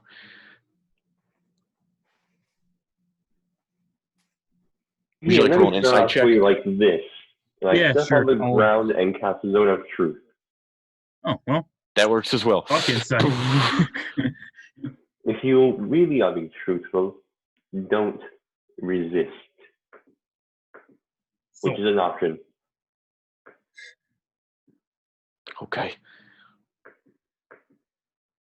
Does he not resist? He does not. Do you work for Sid? Yeah, I worked for Sid. Did he send you? No. Everything you told me before my friends came down and before this spell was cast is all true, yes? I was a piano player at his Answer bar. my question. Yes, yeah. This is not a trap of any kind. No trap. You can, honestly and safely, or at least semi-safely, bring us to our friends. Maybe I shouldn't be here. Answer my question. Yeah, yes. Maybe Sid is watching now. Roku, is Sid watching? What'd you say? I asked Roku if Sid is watching. You do it. No, you don't see anything. Nope. Just us here. No Sid. No spice.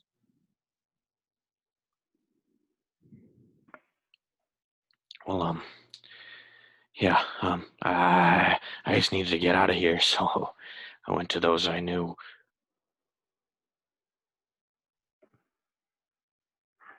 So you will bring us to this place. Help us get our friends back. And then what? I don't know. You will have made yourselves an enemy of a very powerful man. I was hoping maybe you could get rid of the man. And if we fail? I'll probably be dead too. Sounds like you put a lot of faith in us. Why? When Sid started counting down from 3, you waited. You waited a really long time, to the point where he extended that length of time. With most people, it's 3, 2, and they'll run. But as he started counting down, He waited. He feared you all. And Sure. I think you had more courage than most.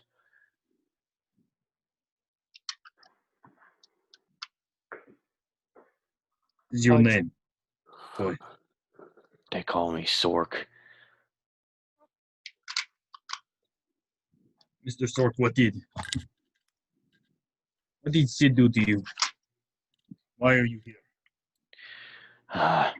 When I was younger, I wanted to be a musician. And he said he'd make that possible if I played at his nightclubs. And I did. And I witnessed a lot of stuff. What, you just great conscience decided, yeah, screw this. I mean, I saw you guys. You didn't immediately ally yourselves with him, and when you didn't agree with him, you didn't die. So All right.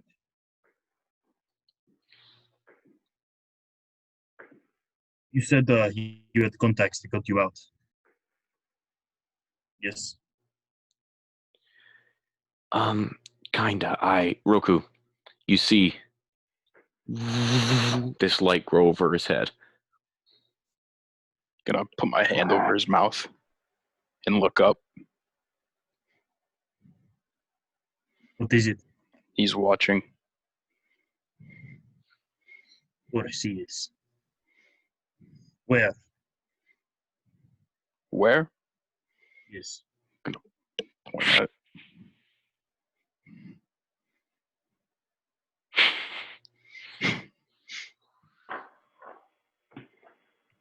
Can you get rid of it?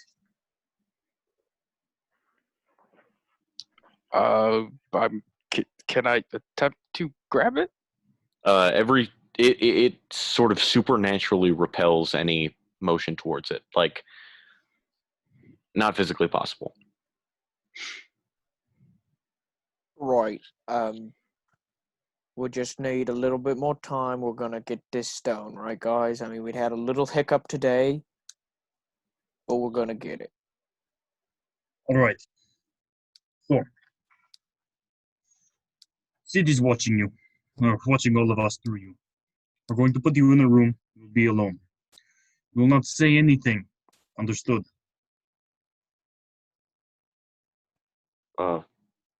He like moves Roku's hand. Sure. He's watching now. Yes. No. All right. You can stay in my room. No, we don't want to have any room with windows. He can stay in my room. It's okay. He's not a prisoner. He's not. He's Sork welcome isn't to leave if he would like to. Would you like to leave? Sork. I don't know. I don't. I'm gonna. He's gonna kill me. He's gonna kill me. Yes, he will try. Fortunately for you, he is the five of us he has to kill first. Okay. All right.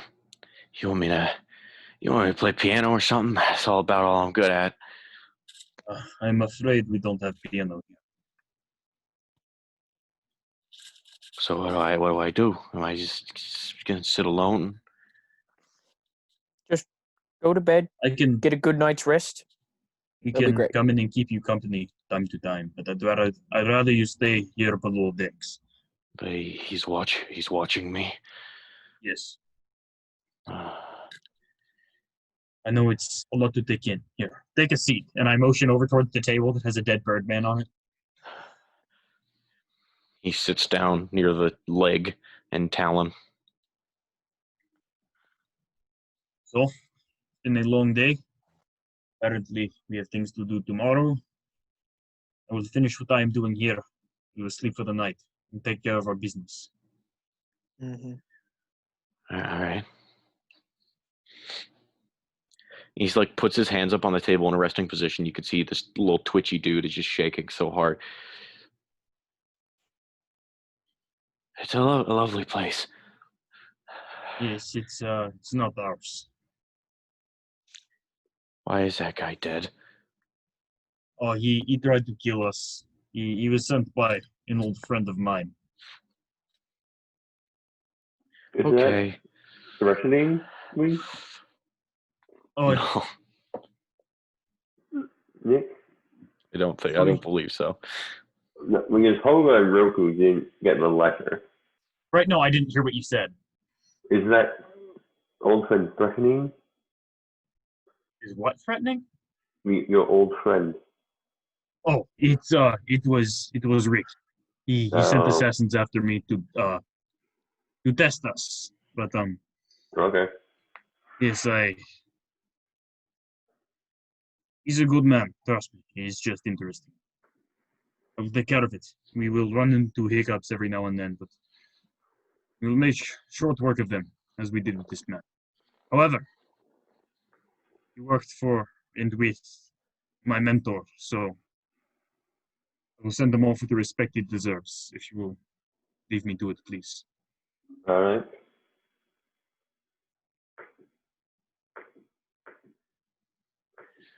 All right. Right. So if he's like dead, do you need like some funeral rites done or anything? Yes, that was the plan. I will attend to it myself, though. Thank you. Okay, just didn't know if you wanted any help with that.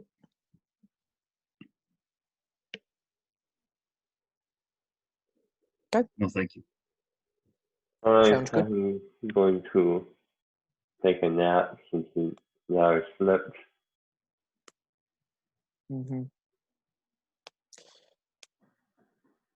But I hope you don't mind, but I'd still like to investigate the guy who tried to kill us. You specifically, but like we were gonna be accessories. What do you mean? You wish to search him for things? And I'm just gonna walk over to the dude and I'm just gonna sort of stare and watch him. Look, investigate, maybe pick up his arm, drop it, make sure he's dead, as they do. As his head is currently facing The 180 opposite degrees direction. backwards. Yeah, he's most certainly dead. Bump. Well, he's dead. I made sure of it. Poor bloke. And Yeah. Rick sent him? Is just like, does he not like care about these guys, or like what's the game plan here, The Chief? mentality of the Wolkenfast is that the strong survive. They were not strong. It's that simple. It is a moral ambiguity that my master and I do not share, but these are his ways. Yeah, no offense, it seems a bit barbaric, but you do you, Chief. Yes, and the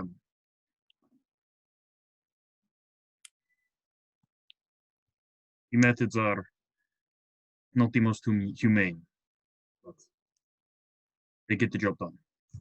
I am strong because of it. And so is this man. And in fairness to him, well, we did outnumber him 3-1, so. Mm-hmm. The strong Anyway. survive. Now I continue. Okay. We also at some point need to talk about post-Sid plans. You missed quite a bit when we were in the temple, and we might need to Yes. catch you up on what Vecna told us. I was hoping you could fill me in as I attend to this, Bobby. Is the halfling man still in the room? The halfling? I mean, yeah, he was just gonna sit down at the table until he was told otherwise. Maybe we should talk about future plans later. And I point to where the sphere would presumably be. Me? I mean- Am I the problem? No. You're being spied I mean, on. is the technically, problem. yes. Well, I mean, yeah. technically, but like, Not really. I mean, you're a good guy. I think. Well, Come on, I'll show you to my room. It's a lot more comfortable there. Have you slept at all since you've gotten here? No. As he's walking in, he goes, "Did you hear some guy died?" Because he goes into the bedroom. Yeah, no, it was pretty straightforward. Yeah, no, so beds over there. There's mirror, any of this stuff. Do you need we got some water. I don't know if we've got anything in the way of food, but we've got some water. without berries. Oh, we got berries. So do you want any food or anything? I'll stay here for now. Is there like a book or something I could? No. Okay, I'll stare at this wall. Okay. He sinks into his bed slowly and just. You just get a good night's rest. You've earned it. You've been through a lot.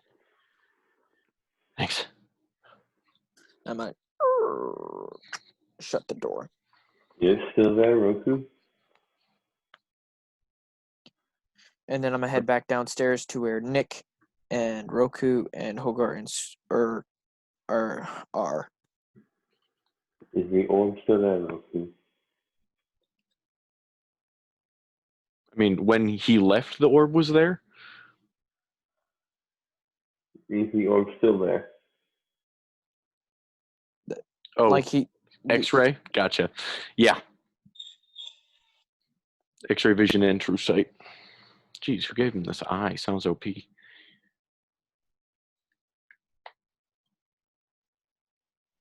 All right. Is there anything else anybody wants to do before they retire to slumber?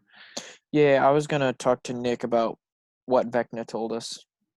But we're still being spied on, so. I mean, but he's in the other room, so It's still in this room, isn't it? No, he was led up to the. Yeah, no, that was. Who could see it because he can see through walls? Yeah. Oh, yeah. I was asking if they were still in this room. No. As soon as I'm done dressing the wounds, I want to take this body up to the top of the ship. But while I'm still dressing, Doctor. What exactly are you dressing here? I'm just cleaning him. Okay. You know the thing you do with a dead guy when you take a rag and you wipe him off. Due to him being basically bludgeoned to death by your fists and legs, most of the bleeding is internal, so you just have to clear out the eyes and the nose holes and the ears. But other than that, And I'm gonna take his head and reset it. Mm-hmm. Glad rigor mortis hasn't set in yet.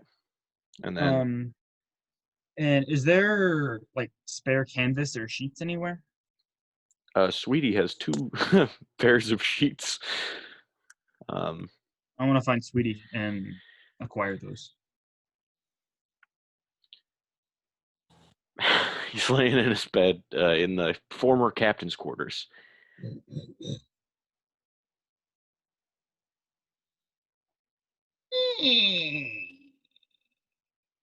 The moonlight shines on this tiny halfling body.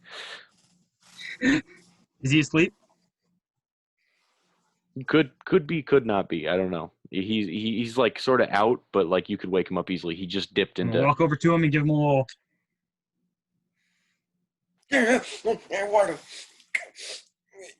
What is it? You had canvas. Yes, I need it. I mean, I have 1 left. Could I have it, please? I mean, sure. And out of my butt pocket, You pull a bed-sized canvas. Thank you. Sleep well. And I will close the door behind me. Okay.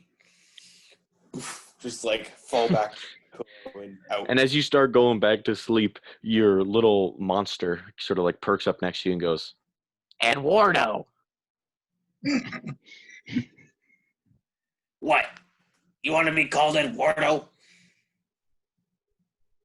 Eduardo. Nick, as you're walking away, you can hear this voice perfectly mimicking Sweetie as he Is he talking to himself again? No, that's it. No, you're still downstairs, Chief. Yeah. Oh, shit. I thought I followed you up, but never mind. I didn't specify that, did I? Anyways, Nick, what do you do with the body? I'm gonna wrap it in this canvas. Like arms crossed or whatever. Wings are gonna be a bit difficult. I'll just like fold those in as best as I can. I don't want to like break any bones to do it, but I'm gonna wrap them in this canvas and then I'm gonna take them topside. They sort of like furrow underneath his body perfectly, like sort of giving it like a little base to lay it on if you didn't have this canvas. He sort of like crosses his arms, closes his eyes. All right, and then I want to go into the kitchen and find something heavy and dense, like a large cast iron something. Sure, yeah, a pan or something, or pot. I mean, something It's gotta denser. be heavy though. Yeah, you figure with this like big, it's like a big like it's made for cooking stew for like 20 odd people. So if Okay, this thing that'll gets do. filled with water, fucking yeah. Take some rope, Place it tie on Stu's some to body. him, and to the pot.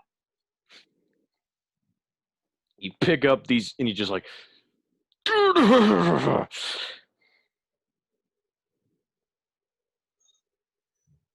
What will, friend? Tread softly as you enter the void. Return to the wind, in which we all hail.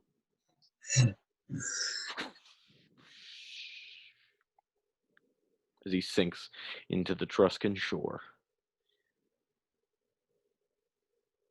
And then I'm just like gonna look up at the skyline, speaking to Rick, even though he's not here. Send your worst, master. I can take them. I can take them all. Turn around, go back downstairs. All right. So you walk back downstairs. Does anyone else have anything they would like to do before they hit the long rest? I'm gonna read. I'm good to talk now. I'm gonna read about werewolves in my book. Meditate. All I'm right. gonna go find Nikolai. You read Up. You read in your book, Hogar, that there are many places to get lycanthropy, including having it supernaturally gifted upon you. But curing it and using it for your own advantage is something significantly more difficult process. They lay out a sort of step-by-step like potion process, and most of these ingredients you don't understand. You recognize some fauna that you may have to receive. There's a purple, a very specific purple flower that you may need to get this as well, and you don't think you've seen it anywhere besides in history books. A purple flower. And then, but what it says when this remedy is officially made and made by an alchemist and put all together, that it could not only cure your it wouldn't cure your lycanthropy, but would allow you to control it and shift at your own will. Gronk, what was that you wanted to talk to Nick about? What Vecna told us. Right. You were informed of how the stone can provide immortality. The only way to destroy the Iron Hand without killing Roku and destroying them for good, that may be, is the Godslayer sword, a personal weapon belonging to the king of the neighboring continent of Titran. And that eventually Roku will be able to use the hand and eye consequence free if he were to either he can master it fully if you were to get energy from the positive energy plane or positive plane of energy, something like that. So, what? We have to either find this sword or find a way to this plane. That's the way I understood it. I'm hesitant to get involved with this foreign king, Don't know much about him. His name is Doug. Don't trust people named Doug. Wait. Doug. Nikolai, Yes. a little light bulb goes off. Like King of King Doug Dragonhaven. of Doug. Dragonhaven. Yes, I Yes, know that of him. one. I was good friends with his son. Right. So does that mean if we wanted to pursue the sword route? Because that was probably my biggest thing, is like we show up and we're like, hey dude, we need your sword. That's like, no one would agree to that. But like, if you know him, I don't know him personally. Like I said, I know of him and I knew his son Idris, but it is, I mean, we could attempt to travel there and, I mean, maybe request aid from him. Maybe he could let us use this sword. I doubt he'd give it to us. It seems unreasonable, but I don't know. we could But perhaps then borrow it. my other hesitancy is Convy is not as well tamed as other places, and we dodged a bullet with Skotua and the colonizing and its and the way it was set up there. But I'm afraid if we get a foreign king involved, he might see this as Involved in what? All we have to tell him is we have this thing, it needs it destroyed, and we need your help to do it. How does that bring him to Convy? I don't know. I just don't want to draw attention to. I'm afraid that he might look further into it, and then before we know it, he's going to colonize. And maybe that's me being a bit paranoid. I'll give you I that think one. that's you being totally paranoid. My reservation is Roku has told me he's not willing to give it up. Yeah. I believe it is corrupting him. Now I'm learning he's killing his brother. It's gone to Roku's head. He's mad with power and corrupted by Vecna. Right. So if we could get Soon him to enough, he'll need to be stopped. Yeah. And he's not going to do it willingly.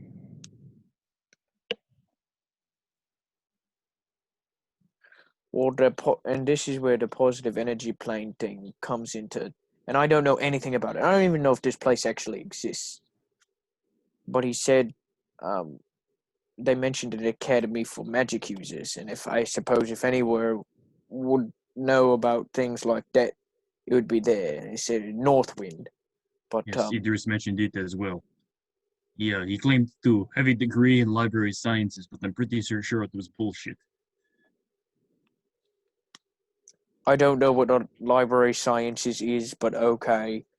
Something about the Dewey Decimal System. I don't know. It was bullshit. Right. And Gronk's So you gonna think we give him. should travel to this Northwind? Yeah, and then maybe like figure out. I'd like to figure out more about this positive energy plane thing, because if we can purge the evil influences from Roku, Well, then that works out rather nicely then, because Idris made it sound like Northwind was in Titan. So we go to Northwind, and if it yields no results, you'd find King Doug. Seems true. right. Mm-hmm. But yeah, no, I think Roku would be a lot more willing to go along with the whole positive energy plane thing than he would. Do as well. But again, that poses more risk. We know much less about that. And it Hey. also just blatantly sounds dangerous. Mm-hmm. So There are just a lot of that is problems. the plan then. Well, I don't know. Over, Are we? it's all over with Sid. We return to, or not return. I've never been to Brighton. I know nothing of it. Nothing at all. Anyway, after this is with Sid is all over, we travel to Titan and investigate this. Yeah, but I suppose so. We'll probably have to cross that bridge before we can deal with. I don't like keeping secrets, but if we do travel to Titan, I think it may be best if we only tell the others about Northwind. Keep our plans to visit Doug to ourselves. Because again, I don't think Roku will enjoy that. Also, speaking of keeping secrets, Oh boy. you mentioned that you were good friends with this king's son. Are you gonna tell him that his son's dead? Because I'd hate to be all like, yo, we need to borrow your sword, but also your son's dead. Can we borrow your sword, though? Like, He deserves to know. His son was okay, a good man. He but I'm just saying, I don't want grief to, like, cloud his judgment or anything.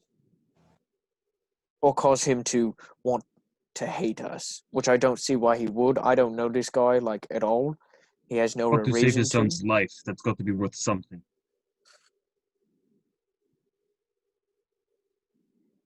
In fact, my slavery was the result of me trying to save Idris. Well, sort of. It was going to happen anyway, but it was as bad as it was due to those circumstances.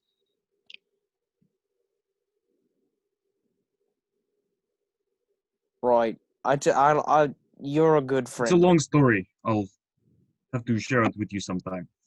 Yeah, this is, I'm not gonna lie, a little awkward for me, but remind me to always be on your good side, because obviously you're a friend worth having, and I'm gonna like go out for that, like the you know what I'm talking about. Yeah, I'll reciprocate. I'll give it to. Or at this point I've like unwrapped my hands from the rope, so it's just my hand. All right. This is it. Okay. You as well, bro. You're a good man. A good man in the fight, but also a good man. Thank you, appreciate Those that. are hard to come by these days. As much as it saddens me to say it, even on this ship, good men are hard to come by. Yeah. Anyway, it is late. I need sleep. Yeah. And I'm like, there's open rooms, right? If there's not, I'll curl up with Sweetie. But Yeah, there are. I there mean, are rooms. There are 8 rooms below, and then Oh, 2 shit, rooms yeah. up top. Whichever one Max was in, I want that one. You go into I think the second floor on the right, or the second room on the right, and you retire to your chambers for tonight. And as we pan out of the ship, we see Roku crisscrossed with his axe in front of him, and as a storm cloud rolls in and thunder booms overhead, you all level up to level 8, as that is where we will pick up next week. Except, since we were all since you guys were just talking about keeping secrets, I need everyone except for Roku to leave the call. Okay, goodbye.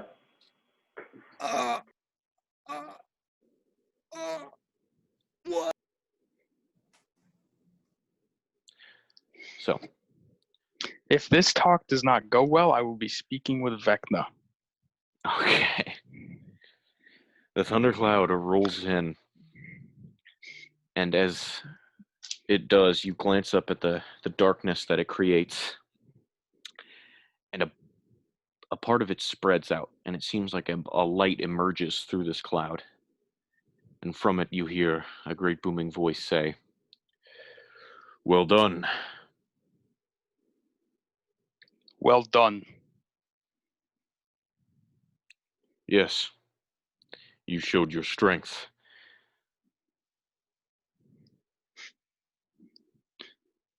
The strength should rule over the weak, Father. Joshua was the weak, and I'm proud for you showing what the Cord name and title really gives. Power. Absolute power.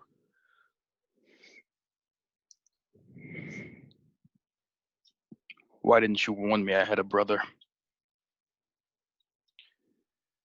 I didn't want you thinking that they were allies in our grand scheme. There's more of them? One other. But I'm afraid I cannot tell you. It is part of the trials you face on this plane, for you to strike him down on your own accord. And I assume they face the same trials. Of course. They think they are able to wield my power, but I know only you can, and you will show that. And when this is all over, when I kill the last one, Then we'll start the process of my ascendance. you plan to come to this world, what will you do? We reveal ourselves as the true leader, much like a government, less like a religious figure. Those who disobey will deal with the law, like any governing system would. This world needs that desperately. You've seen how the world is.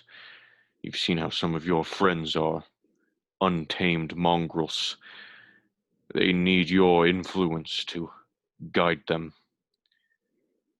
You will be the lawmaker of this new civilization, the sheriff.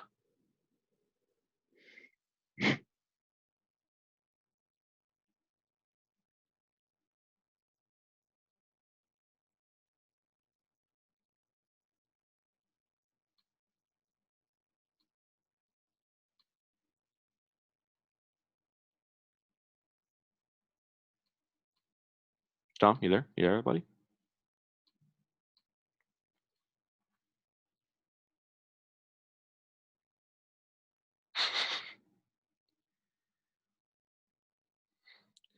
This motherfucker. I take the time. We're having a one-on-one here at the end. Dude freezes on me. Thinks he's better than me.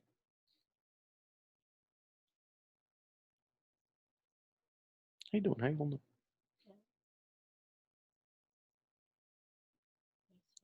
Yeah, I'm real sweaty.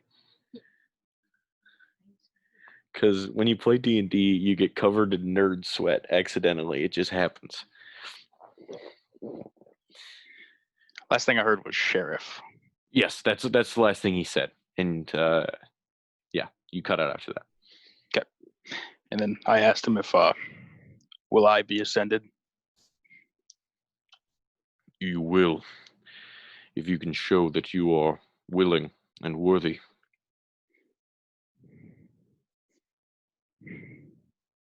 When you represent me and our new civilization, I will have no other deities tarnish your ideals. I would have it no other way. You know what that means then, with the hand and the eye. I will kill them. All of them. Good. Do you have any other questions, my son? I assure you all will be clear in time. I need an easier way to communicate with you. I'm afraid, well, I may be powerful. My reach into the material plane is limited. It's hard for me to reach out unless something is given. A sacrifice of either monetary gain or flesh. Other than that, there is no guarantee. Understood. What are your plans now, after this? We are going back to save Sweetie's girlfriend and Captain Cooper, a loyal servant of yours. And the man who captured them What will come of him? He will die. Good. No man will stand test to you. Smite them. And with that, the clouds sort of start to recede, and no more thunder or lightning flashes before you, and you are just met with silence. I'm happy. I like that one. And with that, you decide to not commune with Vecna. Mm-hmm. All right. Thanks, Rick. No problem. Appreciate it.